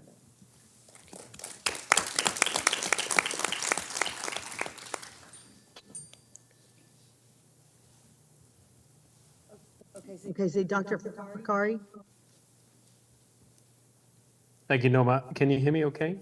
Yes, go ahead. Okay. Well, first of all, this was a great presentation about PLS. I didn't prepare slides, but I'm happy to go over a few slides to introduce SPCERN as I think that this will be helpful for this forum. So I'll keep it brief, but I'll share a few slides on SPCERN and on behalf of the SPCERN investigators, give you an introduction to this consortium. So very briefly, I'll introduce you to the SPCERN structure. I'll show you how this is positioned within the wider rare disease network. I'll share a little bit of information about the core clinical projects, the natural history study, the genomics platform, and digital biomarkers. And then I'll talk about the specific cohorts, biomarkers, and data infrastructure. And last, I'll talk a little bit about sort of what we're doing beyond these research projects to build a community. So as many in the room will know, this came from a natural history study that we started at Boston Children's Hospital for pediatric onset forms of HSP about 5 years ago. And this gave us an opportunity through the support of wonderful families to study childhood onset HSP now in over 600 families. And many of these families have come back for a second, third, and fourth visit. As you can see here, this cohort is extremely heterogeneous when it comes to genotype, but also when it comes to clinical features. I'm not commenting on the videos here, but they show you the vast heterogeneity that we see in childhood onset HSP. This has provided us with an opportunity to make contributions in several areas. I won't talk about this at all, but just to say that this is a wonderful platform for collaboration, and we've been able to make a lot of, I think, important progress in many areas, including the discovery of new genes, phenotypic expansion biomarkers. But really what we want to develop this platform to is a platform for therapies. And I would argue, and I have argued in the past, that HSP is the perfect test case for this, because while we have a heterogeneous cohort when it comes to genotypes, there is the converging phenotype, which is progressive lower limb weakness and spasticity. And all the genetic mechanisms that we can target at the moment are represented. So if we have a platform, we can work with others to bring these therapeutic entities to the different forms of HSP. This has then been extended into what we call the Spastic Paraplegia Centers of Excellence Research Network, a network of 11 sites across the US. This was funded in its initial phase for the first 2 years by the Spastic Paraplegia Foundation and has received NIH funding as of last year. We're now part of the Rare Disease Clinical Research Network, the RDCRN of the NIH, along with other consortia, including the consortium that Dr. Benatar leads. So it's really a wonderful opportunity for more research on HSP. So what is the SPCERN network? It's now a NIH-funded consortium with a 5-year funded research cycle. It's one of over 20 RDCRN consortia, and we share the infrastructure with the other consortia in the Data Management Center. What we're hoping to do is to create disease expertise across pediatric and adult onset HSP, to create a first multi-site biorepository in the US, a genomics platform, and to harmonize outcomes, both in terms of clinician-reported outcome measures, patient-reported outcome measures, and digital outcome measures. At the same time, we're also trying to build a community, and we have 2 mechanisms for that. We have a career development core, and we have a pilot project core. So this is really to build a community, to include new investigators, and to enable pilot studies from others who are joining the field of HSP research. This is a little bit of the infrastructure. So we have a central infrastructure with an administrative core, the career enhancement core, pilot project core. As I'll allude to in the next couple of slides, we'll also work internationally, and you've seen me reach out to many international partners to really harmonize this effort with many others around the world with a common goal. And then we have 3 research projects. The first is a clinical trial readiness platform. The second is a genomic platform for unsolved cases. And the third project is developing digital biomarkers using wearable sensors and sensor-free technologies. So we started last October, and we have 10 sites. Most sites are active now. Not all sites have recruited yet, but we've recruited 144 participants so far. Since we started, we already have 2 sites who are joining the network outside of the NIH-funded part, but as equal members. This includes Northwestern University and the Children's Hospital of Philadelphia, in addition to the 10 sites that you see listed here. We've created partnerships with Treat HSP in Europe, with iAxon in Brazil, with Can HSP in Canada, and with our colleagues in South Korea at Seoul National University Hospital. This is a busy slide, but it shows you how the consortium is organized. These are the cores that we use to administer the consortium. And this is the part that I think is very exciting. We have a career enhancement core that has given out 2 fellowships this year to 2 talented physician scientists who are looking with their projects at genetic modifiers of SPG4 and at blood-based biomarkers. And we hope that we will be able to, over the 5-year cycle, fund many more young investigators who are joining the HSP field. We also gave out our first pilot project award, which went to the University of Washington in Seattle for a project related to transcutaneous spinal cord stimulation and HSP as a symptomatic treatment. We work very closely with the Spastic Paraplegia Foundation, and as you can see here, also other smaller foundations for specific subtypes of HSP. I was asked about the infrastructure. We have a natural history and biorepository. We have a genomics discovery platform that provides long-read sequencing for exome and genome sequencing negative cases. And then we have digital outcome measures. And tomorrow I'll go into details about these. These are the different patient populations we serve in this study. I won't go through all the patient and clinician-reported outcome measures, but you find them listed here. They're also published in a publication that we put out in the fall of last year. We collect biospecimen. This is just an example of one of our pediatric patients and what a day looks like. So our patients come in, they go through our research visits in a organized way, and we collect all of this data, all of this information in a shared database. Project 2, we're helping those families who do not have a genetic diagnosis using cutting-edge technology, including long-read sequencing, RNA sequencing, other omics studies. In Project 3, we're developing digital outcome measures using wearable sensors and sensor-free technologies. The idea here is that in clinic, our outcome measures sometimes lack sensitivity, and we can do better if we use wearable sensors.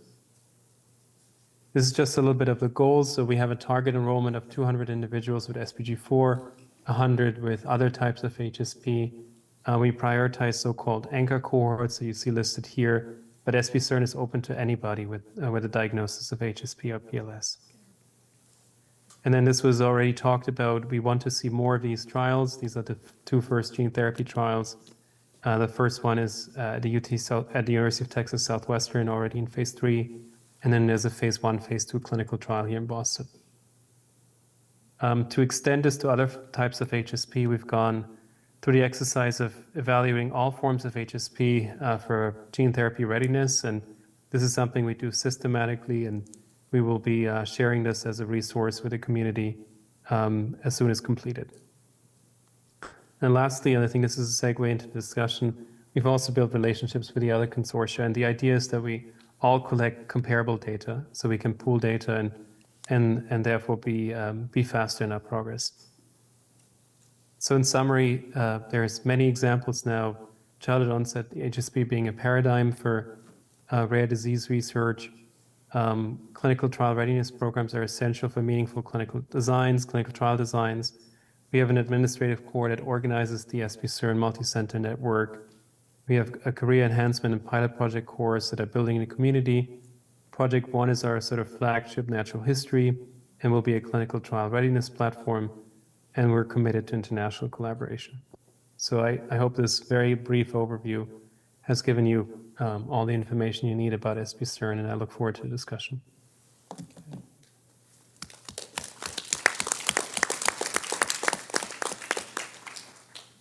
Jonas, you want to go ahead? Yes, I'll do. Just share my screen here. All right. So I think me and Marcondes will talk together, right? So I'm going to do 2 different things. So I will talk about the follow-up of this global Convergence of Trial Readiness Networks meeting that happened in Brazil. So like the plans, we also emailed this to some of you guys. And I also would like to present the Brazilian network. So Darius just presented the SPCERN, so I also talk a bit about iExon Brazil for you guys to know it. So I start with iExon, and later I will talk about the follow-up of the global convergence of networks. So iExon means inherited axonopathies network.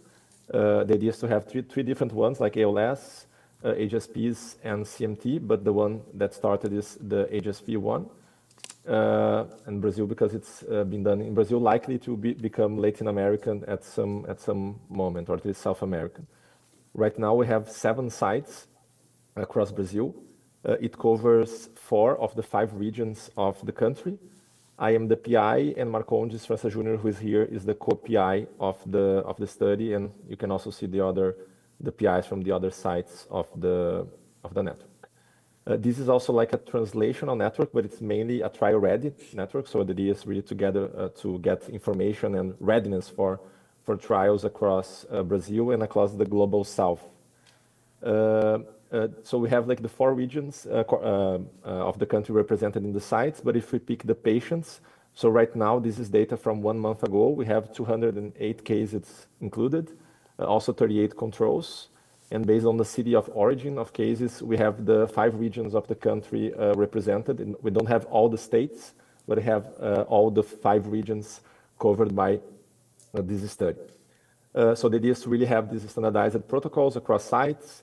For some of the technologies, let's say sensors, we don't have the equipments for all sites. So for instance, like for Opal Clario, we have like 3 sites that have it, so we won't do it for all sites, but just for the ones who have the sensors.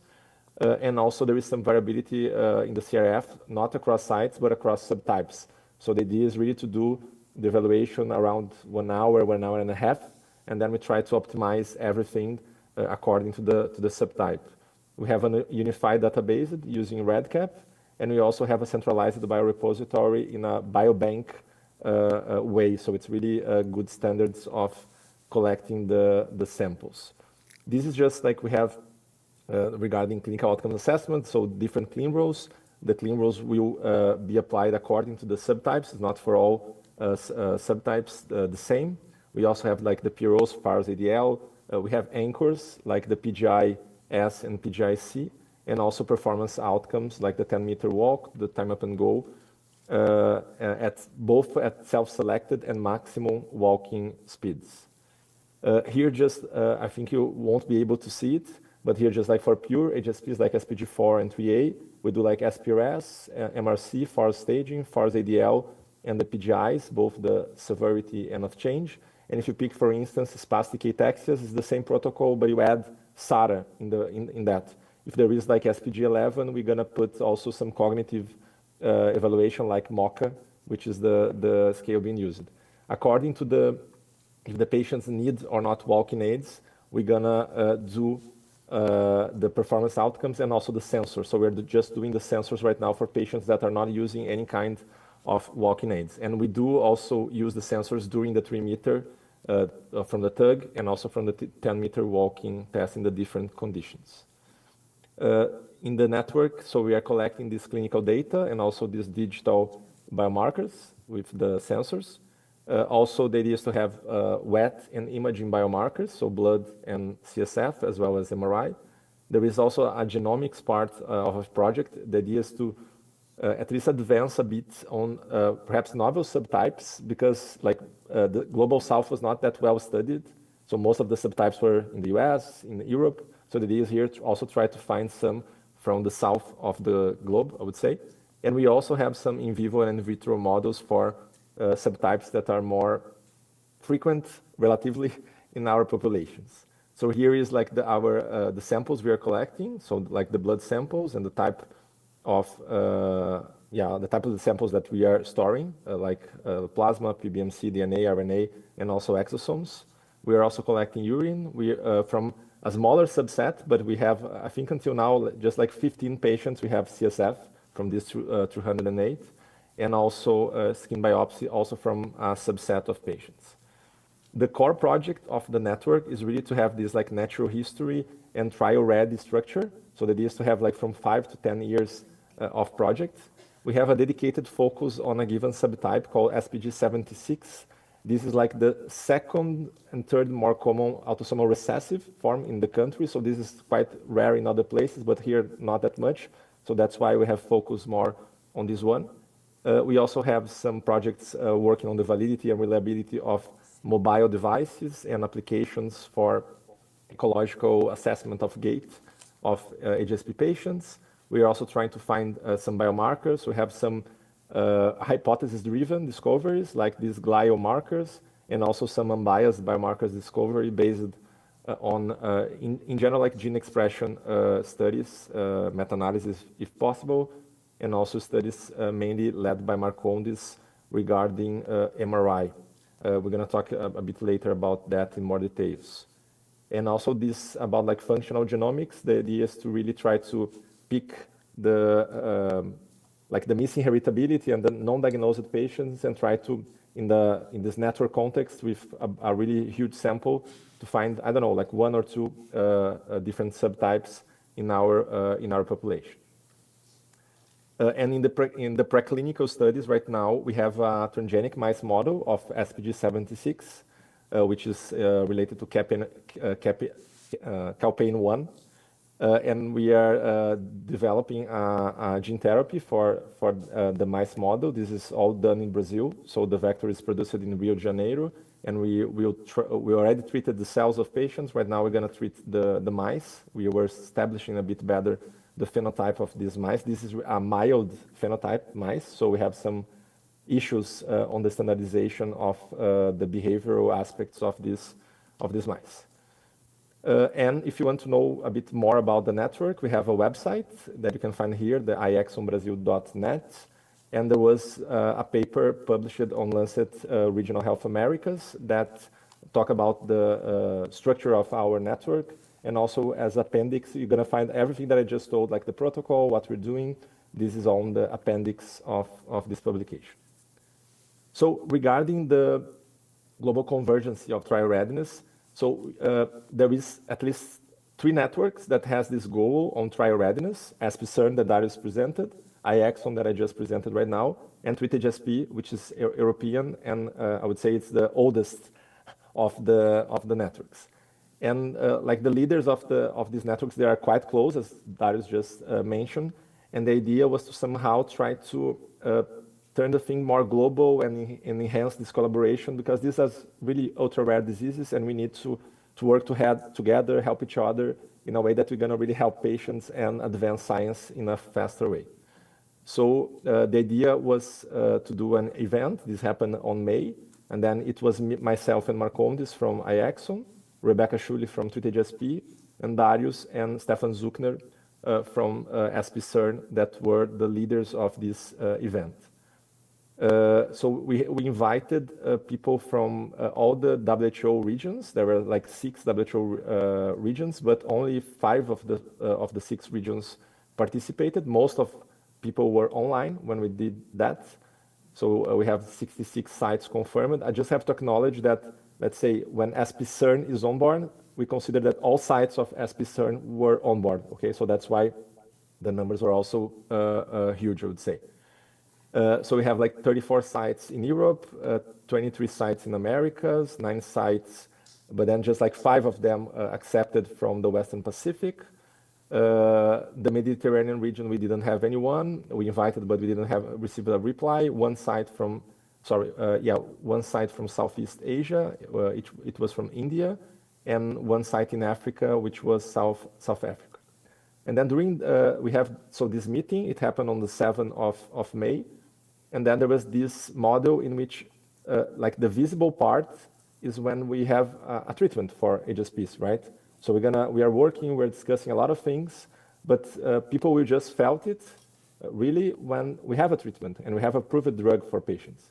And we consider that we have different layers above the surface that will help to speed up the process. And also we will only have this effective treatment if we cover somehow those layers. And these 3 layers were covered in that event. So one was mainly the clinical outcome assessments and also digital biomarkers. The layer 2 were the biomarkers that we have discussed here in more details, wet and also imaging.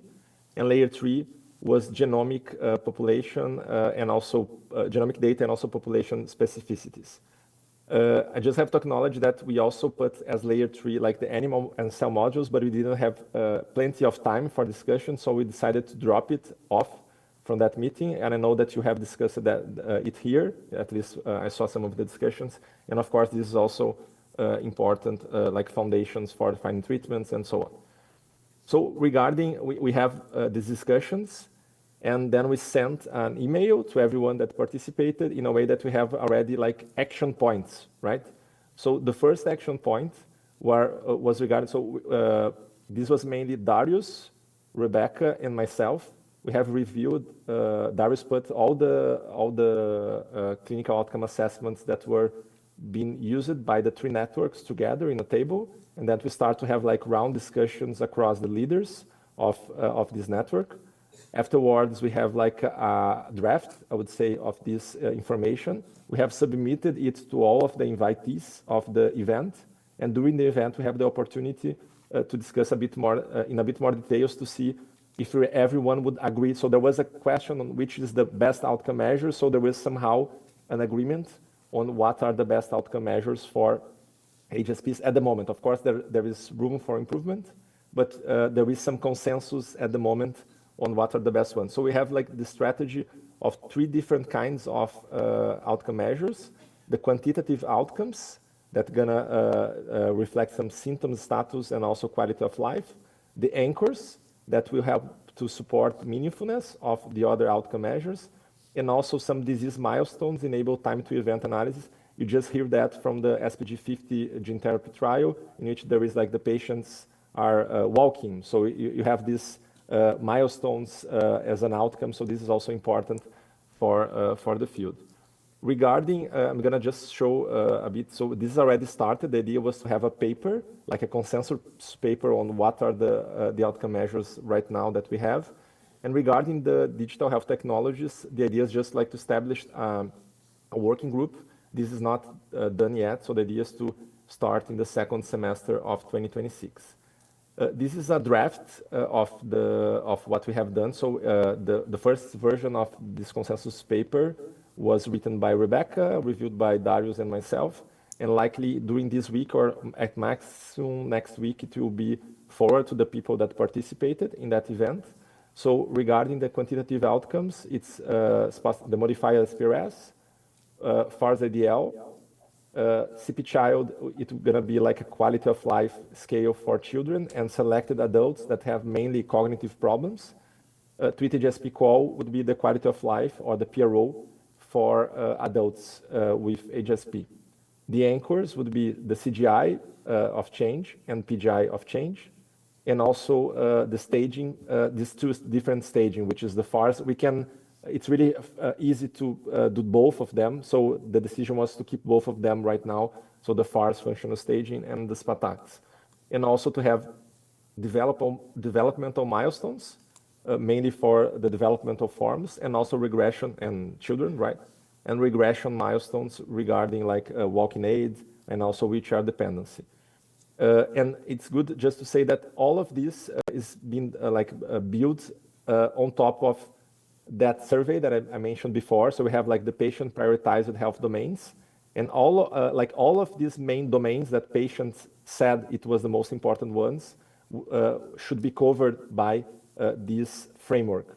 And also during time, the idea is that if I have, let's say, a digital health technology or a performance outcomes that has a greater sensitivity to changes, it's okay to change this core protocol. But right now the core is this, and we can adapt and really improve this during time. But we want to say that we have something now, and in the future we can have even better, but we have something now. So this is the idea of this part.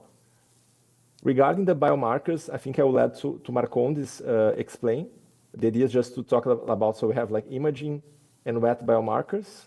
And then for the imaging was to create an Enigma HSP cohort. So Marcondes, if you can explain the part of the biomarkers, please go ahead. Yeah, so thank you everybody for the invitation. It's really good to be here and to join this nice discussion. So I'm Marcondes França. For those of you who don't know me, I'm also part of the IAXON. And so I think what I'd like to briefly touch upon here is on the biomarker aspect of the discussion. So we basically discussed a little bit about wet biomarkers, and at this point the main focus was upon neurofilament light chains. I think we do have some data at this point and some publications from groups around the world. And this would be one of the initial biomarkers to be explored, but of course, additional biomarkers could be also investigated. And imaging is another topic that we discussed during the meeting here in Brazil. This is an area where my group has been working in the past few years. We have also support from the SP Foundation, so we have an ongoing study. And we presented some of this data, the initial longitudinal follow-up data on some of the HSPs, so SPG11, SPG7. And the idea that we come up would be to focus on some subtypes of HSP where imaging seems to be more promising, and then to come up with a separate, within the consortium, a separate working group that would collect available imaging data sets and to look at already available interesting potential biomarkers. So I think this is a very important part of the consortium because we know HSPs are slowly progressive diseases, and it's going to be really important to have something else in addition to the clinical scales, PROs, ClinROs, to help us in capturing progression and eventually designing clinical trials. So I think we're beginning, but we had, I think, a quite nice discussion, and we have some steps to follow to make this move forward. Yeah, this would be my main comments. So just moving, we have just a few more slides, and then regarding the wet biomarkers, the idea is to have to build consensus mostly on protocols, not really to say like NFL or other things, but what should we store and how should we do it in a way that, let's say, SP CERN has some idea or Dr. Lee has some idea, and then we can rapidly validate and confirm the information in another network, let's say. So this was the main idea of the action point, but it needs to be initiated. And regarding the genetics, let me just go back here. The things that we suggested to have these like ClinGen GSEPs and also VSEPs, and to work on the genomic data aggregation. This is important because we have like at least 93 loci of SPG loci, and some of them are not really SPGs. Some of them are not really well validated, and others are, and they are not called SPGs, SPG loci. So the idea is really to create that in ClinGen. So Stefan Zuckner is right now leading this idea, and he already started to communicate with ClinGen. And the idea is to have like chair and co-chair from the 3 different networks, to have some administrative support, senior GSEP members and curators. It's also important here that we need to be really careful about including patients with the right diagnosis. So if we have like wrong classification of variants, these diseases are quite slow progressive. So if we put wrong patients in a trial, that's a tragedy somehow. So we need to really focus on this to enrich the population. And the genomic data aggregation is also, the idea is to be led by Stefan Zuckner. This is important also for like discovering novel subtypes, to have information about disease modifiers. When you find disease modifiers, these are of course targetable like for therapies when you find a pathway of a modifying gene, and also try to find fast the trial population.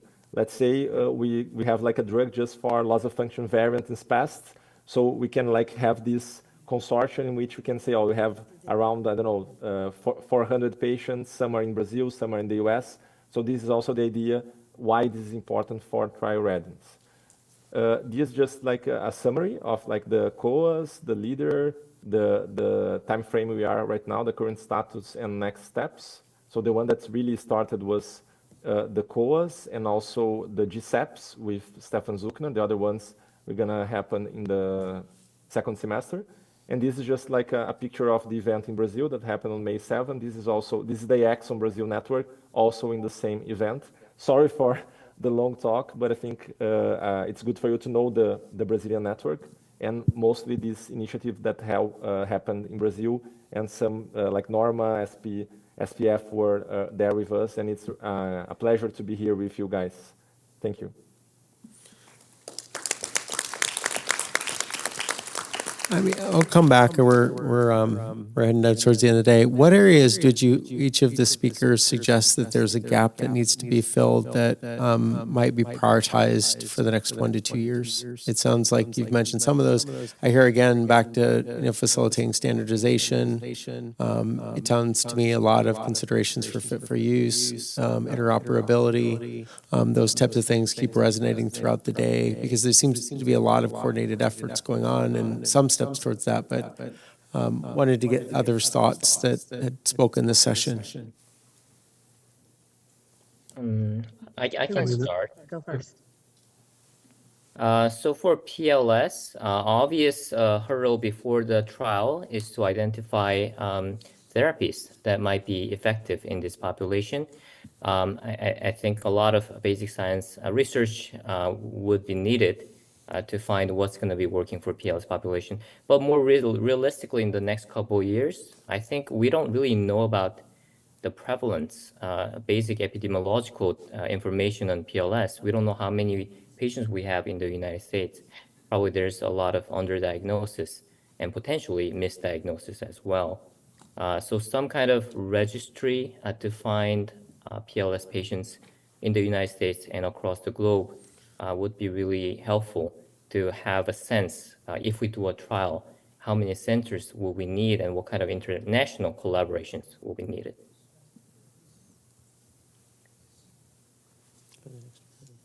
Whoever wants to go next. I'm happy to jump in next, if you can hear me. So I think a lot of the themes that are really important for the next 2 years have already come up, but I wanted to reiterate the point about readily accessible biomarkers, because I think that is a bottleneck for all of us, and it is a major factor when you think about de-risking clinical trials for industry partners. So I think now that we have consortia in place that are collecting to the best standard of knowledge at the moment, clinical and patient-reported outcome measures, I think we need to complement that with a broad and unbiased search for blood or CSF-based biomarkers. I think that will be, for all types of HSP, for all therapies that are coming down the pipeline, useful. So the bottleneck here is that there are technologies that go way beyond the measurement of single proteins or a handful of proteins to unbiased or panels of proteomics, proteomic-based measurements. And I think the bottleneck is that these are quite expensive. So it's very hard to get money for doing these experiments for a rare disease like HSP. But I think other fields have shown us how important these markers can be. NFL will not be the answer. So we have to look at other markers. And we've done the first pilot experiments using some of these proteomic platforms. And I think the opportunities are there are great opportunities to find something specific to HSP that we can all use. So I see that as the missing piece for the next 2 years. Quick question, Darius. Are you talking about context of use as like a monitoring biomarker, a diagnostic biomarker? What type of context of use are you thinking about? Yeah, so I would prioritize, or I would look at this as a prognostic or monitoring biomarker. So the need for a diagnostic biomarker is way lower. So we need a monitoring biomarker or a prognostic biomarker. And that's where I think this emerging longitudinal natural history data can help us. So, if we have something that we find in blood and we can correlate this with clinical progression over time, this will help us a lot because it becomes a prognostic biomarker. And beyond that, we also need a marker that can show us target engagement. So when we are thinking about clinical trials, the question will be, are we engaging our target? And if we have a marker that can show us that would de-risk therapy development significantly. Yeah. That also helps with utility analysis. So. Yeah. Thank you. Dr.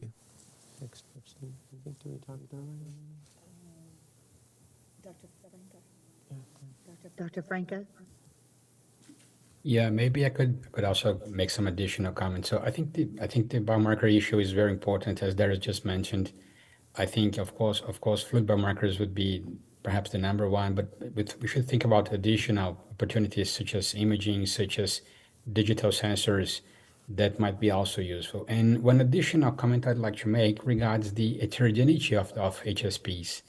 So not only regarding the genotypes, but also regarding the overall phenotype. So pediatric patients are pretty different from adult patients. So perhaps this discussion should be tailored to specific, details of each, phenotype. So I think perhaps for some of HSPs like SPG11 or SPG15, we might be closer to having, biomarkers to be able to capture disease progression. So it would be maybe easier. Whereas for others, especially those that begin in adulthood when follow a very slowly progressive course, I think we might have perhaps a hard time trying to find some of these biomarkers. So again, I think biomarkers would be one of my top priorities, but I think the evaluation should be really tailored to the phenotype, to the genotype, and to the other disease. Okay. I want to open up the comments to other speakers in the room or online if there's any other general comments that they'd like to add about unmet needs and priorities. I can just add, I think there is a lot of data already collected that were not really published out there. And there is a space for us to really, I would say, improve a bit the outcome measures in a way, let's say, for like rash analysis, IRT, also like the levels of SPRS. They were like built in 2006, but there is like data right now, data-driven, that we can perhaps improve a bit better the scale. As Marcondes just said, there is a lot of heterogeneity, and for like ultra rare subtypes of HSPs, we likely won't have really good natural history data because there's not enough patients. So it will be good to have like bridging analysis in a way. Let's see which more common subtype is similar to that more rare, that rarer subtype, in a way that we can say, oh, this, if I'm gonna plan a trial, this would behave like that one. So I think we, as was just mentioned before, about having more arms and to work on it, I think we should work a lot on the data that were collected.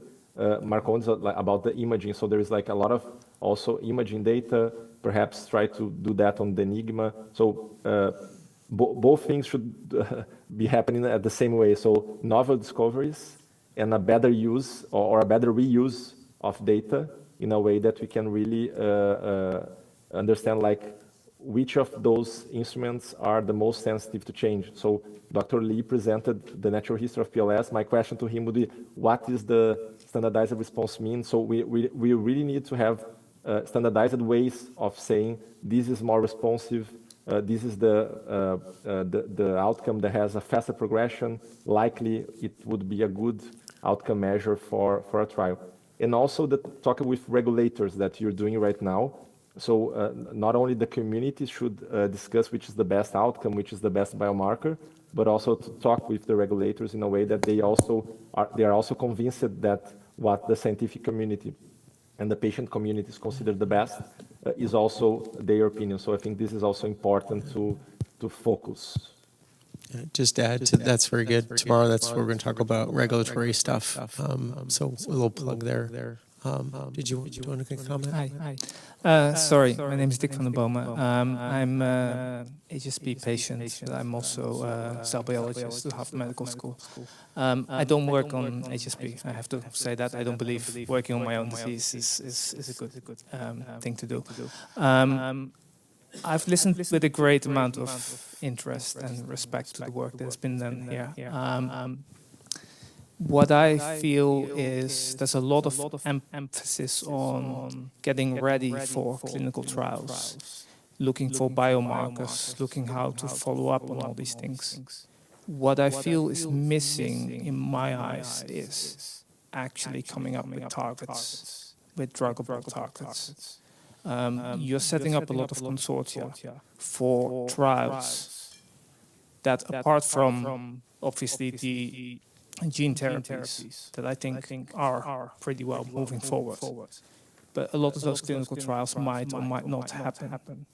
So in my eyes, what is really lacking here is you need small cellular models or model organisms where you can do genetic screens or drug screens. So you can actually get modifiers of the disease and get druggable targets that you get through these pipelines. Otherwise, these pipelines are not really set up for any particular purpose. That's a good point. Any other comments from the room or online? So we're about at time. Any other comments from the room, from the Zoom room? I think that's absolutely right. I think that's absolutely right. As I mentioned, the number one hurdle is to understand the disease. to understand why people with PLS develop PLS and what is the main pathology.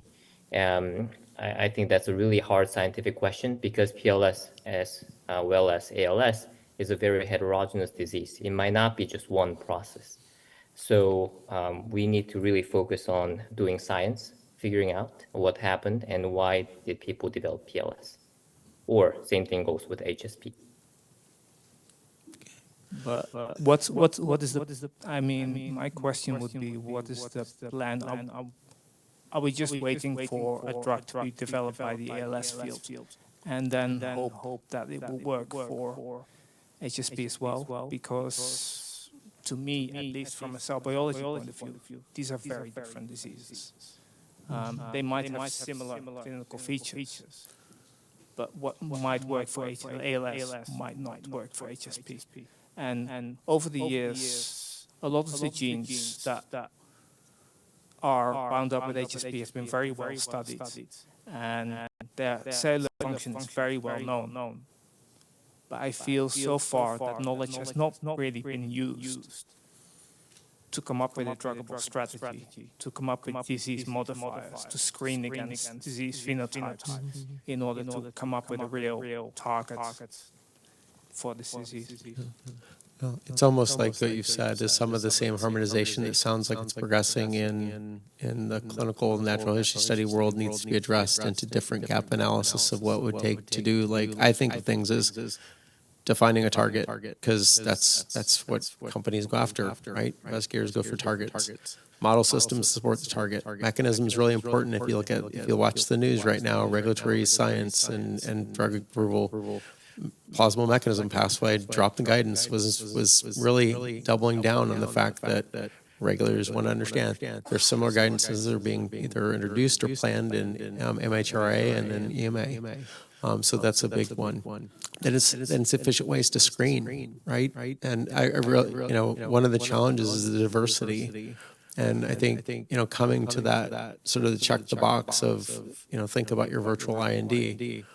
If somebody's looking at that, they're immediately looking at target validation, high output screening methodology, and model systems to generate standards. And then what are the questions to get to clinical translation? All those sort of things I think the community should start defining as far as that, because I've talked to regulators in different settings, and they oftentimes lead to the field to define those parameters. And so instead of walking to a regulator and saying, what do you think? It's that the field's already decided what that is. What does that toolkit really look like? What do these things really look like? You have to put some asterisks in there. I mean, I'm not going to comment specific projects, but there are certain things that won't fly. I already know in my head that that's not going to go well in a regulatory conversation.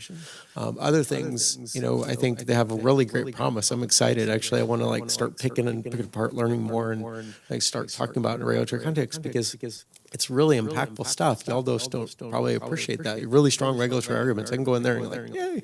I mean, and so these things are very insightful. And I think the last piece of what I'm hearing quite a bit is that just establishing the standardization and connectivity and start thinking about, even the data. I'm starting thinking, okay, what does the standardization look like?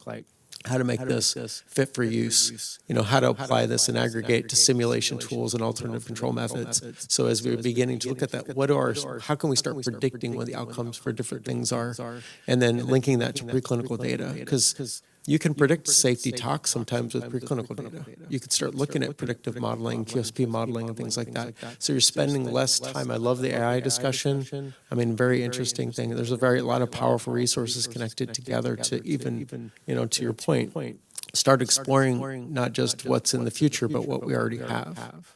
So that's going to require sharing and collaboration, and then potentially things that fund planning and infrastructure conversations, so that people are taking time, talent, and treasure really to utilize and maximize those resources moving forward.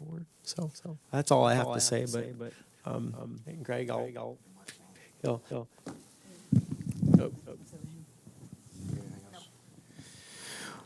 Guys, how about a long day? A lot of information, but a lot of good work and beginning a spot that we can move forward. I want to begin by saying thank you to to many people, to every speaker, clinician, scientist, regulatory advisor, industry rep, patient advocates, and family members who contributed to this historic discussion. I want to thank particularly our CPATH team and Norma for their long work together to put all this. You don't have any idea what it takes to put this many pieces together. And I want to thank our sound and video team in the back. Those of us who aren't technicians have no idea what they've been trying to juggle today with incoming and outgoing internet, Zoom type stuff, dealing with, I've never heard the term video feedback, but I heard it today. Yeah, I know about audio feedback, but thanks to all you guys in the back. Let's give them a round of applause. They've worked really hard.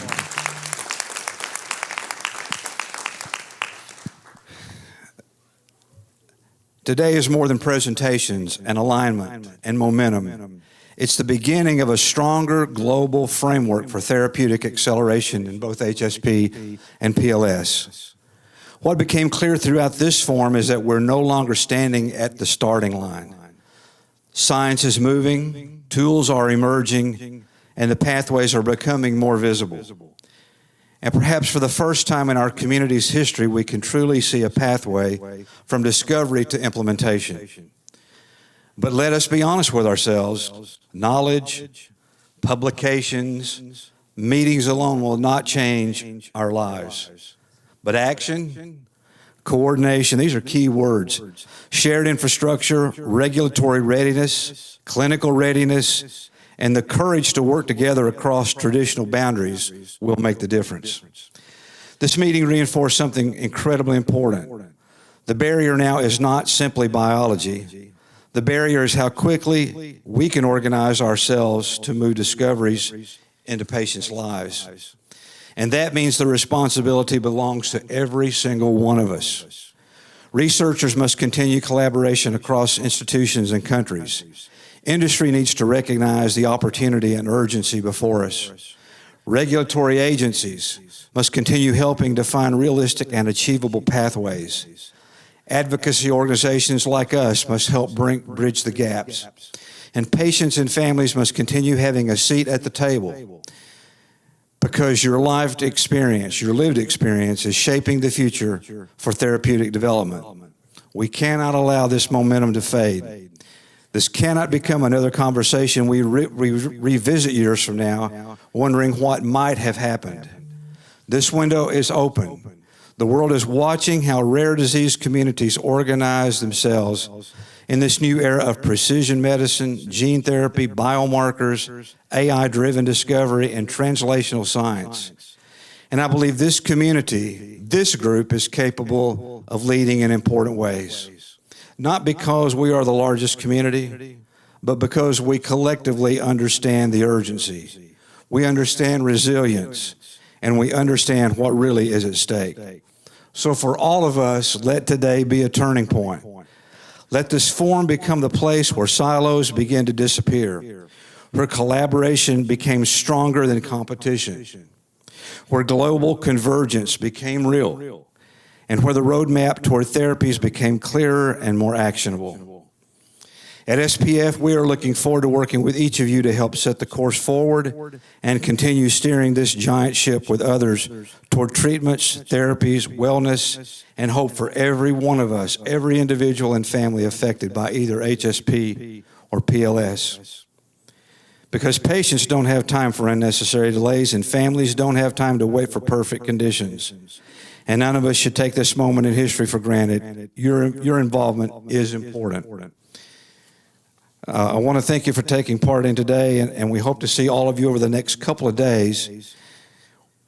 Why is this forum and what we're doing today important, specific to this foundation? Many of you here have contributed money, time, effort. You seek contributions from other people to go toward this research and this effort. And so what you do is critically important. And what this foundation board, the reason we had this meeting, and what this foundation board is trying to do, you hear so much about different areas of research. If we had trillions of dollars, we couldn't fund it all, okay? And so you help us raise right now about $1.5 million a year. Our fundraising goal for this year is $1.7 million. And what we're trying to do with this kind of convergence and discussion is determine what is the most efficient, meaningful, intelligent next expenditure in the road to some treatment that matters. And that's our work as a board, but that's why we're asking you to participate in these kind of discussions. We need your input and your information as Critical Path Institute helps us as a board think through that process to make the best decisions we can with the resources that you give us so generously to work with. Well, guys, registration began at 5:30. It'll go till 7 tonight. Start at 7:30 again in the morning. 9 for people in the room. You start at 7:30. For those of you that don't know, we have a virtual station that we go on, and so this is being live fed all across everybody that paid to participate and provided some sponsorships for that. So he will be online talking to folks. We may pull some of you out to also kind of interview you like an infomercial. So y'all don't, yeah. So 9 o'clock tomorrow is when the sessions will begin. I'm sure you husbands all in here understand 8 o'clock. It's 8 o'clock in the morning. the way this foundation works at home is the president tells the executive director, here's what I think we need to do. And she says, no, here's what we will do. And that's good. Across the hall as you register, go in the room on the left are a number of baskets. We're doing an easy way to raise a little bit of money, are raffle tickets. You can buy a lot of raffle tickets for not a lot of money. There are some really neat things in there that people have donated that will be raffled off, so you might help us in that regard. We have been given by our hotel, and I hesitate to tell you this because tomorrow night is our banquet where we'll be drawing who gets all those baskets that you buy raffle tickets for, and there will be some other fundraising discussions in that. It'll be a very nice dinner, but even though that's the case, I will tell you that the hotel has provided to the foundation St. Louis Cardinal tickets for tomorrow night, 4 of them with all, and this is extra valuable, a parking pass next to the stadium. So I'm not sure what we're going to do with these. We're going to have to talk about it. We may, in the morning, conduct a real quick auction. We ought to get something out of this. So you all think about whether you might leave us tomorrow night. And, you know, and being a Cardinal fan, I have to tell you, if I were in the audience, I would be tempted. But any of it, we'll talk about that tomorrow. You guys tonight, one other thing that's really interesting, we have about 220 or so people registered for this event, but 72 of you are attending this conference for the first time. So let me encourage all of us to spend some good time with old friends, but everybody tonight, make sure you make 2 or 3 or 4 new friends as we work toward it in the morning. So have a great night tonight. Enjoy your time together, and we'll look forward to seeing you in the morning. Well, good afternoon, our virtual audience. It's been a long, long day, but we've had a lot of great information, a lot of great discussion, and as you heard, our reason for doing that is to trying to make the work of the foundation more productive, more efficient, move quicker and more efficiently toward treatments that matter. So a very good long day but the beginning of a great conference.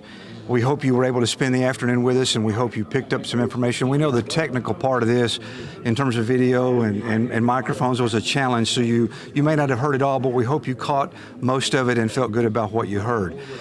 Registration begins outside here in just a few minutes, and we're going to move tomorrow into our normal agenda and our normal virtual process. Norm and I will see you in the morning about 7:45 to kind of walk through the day quickly. But over the next couple of days, you're going to hear a lot of great information, a little bit about research, but a lot of information about how we as patients and caregivers and families might find new ways to live with these diseases in a little better way, less painful way, more productive way. So we hope you'll join us in all of those things. Things are beginning to happen here. We wish you were here. This year, and some of our fundraising work locally here, we've got a number of baskets in there that folks have donated to be raffled, a lot of things to be raffled. And to be auctioned. and some to be auctioned in our dinner tomorrow night. And for the first time, we can participate virtually in that process. Yes, we have figured out how to do that online. So you can go to the website, you can see all of the information, you can buy some tickets. We've got folks that will help to distribute those tickets for you. And then, and then you can even participate in the live auction if you're interested in buying some of those products. And if you look at and they're all donated. That's the thing. That's really the thing, is that all these people, all of our community is coming together and wanting to donate things. So even if we get $5, that's $5 toward research. Some beautiful quilts, some great equipment from your medical store who's been helping us for a number of years. We appreciate that.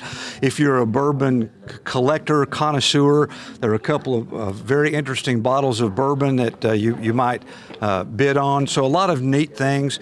And all that money, of course, will go to help with research and foundation work. And I want to tell you, I can't wait to tell you this, that also Cadence Shoes has given us a discount coupon. You can find that information on our website. So if you're interested in buying those kind of shoes, they're going to provide you with that discount code and get you a little cheaper on those products. And then also A-Link is also doing the same thing. If you're interested in buying an A-Linker, you can go and find the discount code on our website, and that may be a tremendous benefit on savings if you're interested in buying one of those devices. And I'm hearing also that they're creating an A-Linker for children. So that's going to be fun to see. And if you're a St. Louis Cardinals fan, Regions Bank has provided a 4-ticket package for July the 11th. That's a great game against the Atlanta Braves. Yeah. And we'll be auctioning that off as well tomorrow night. So if you're interested in that, you can find information on our website about how to participate. If that's confusing, feel free to give Jim Sheehan a call. And send us an email. You know how to get a hold of us. And we'll be glad to get back and try to help you do that. We want you to be able to participate as much as possible, even though you're not able to be here with us.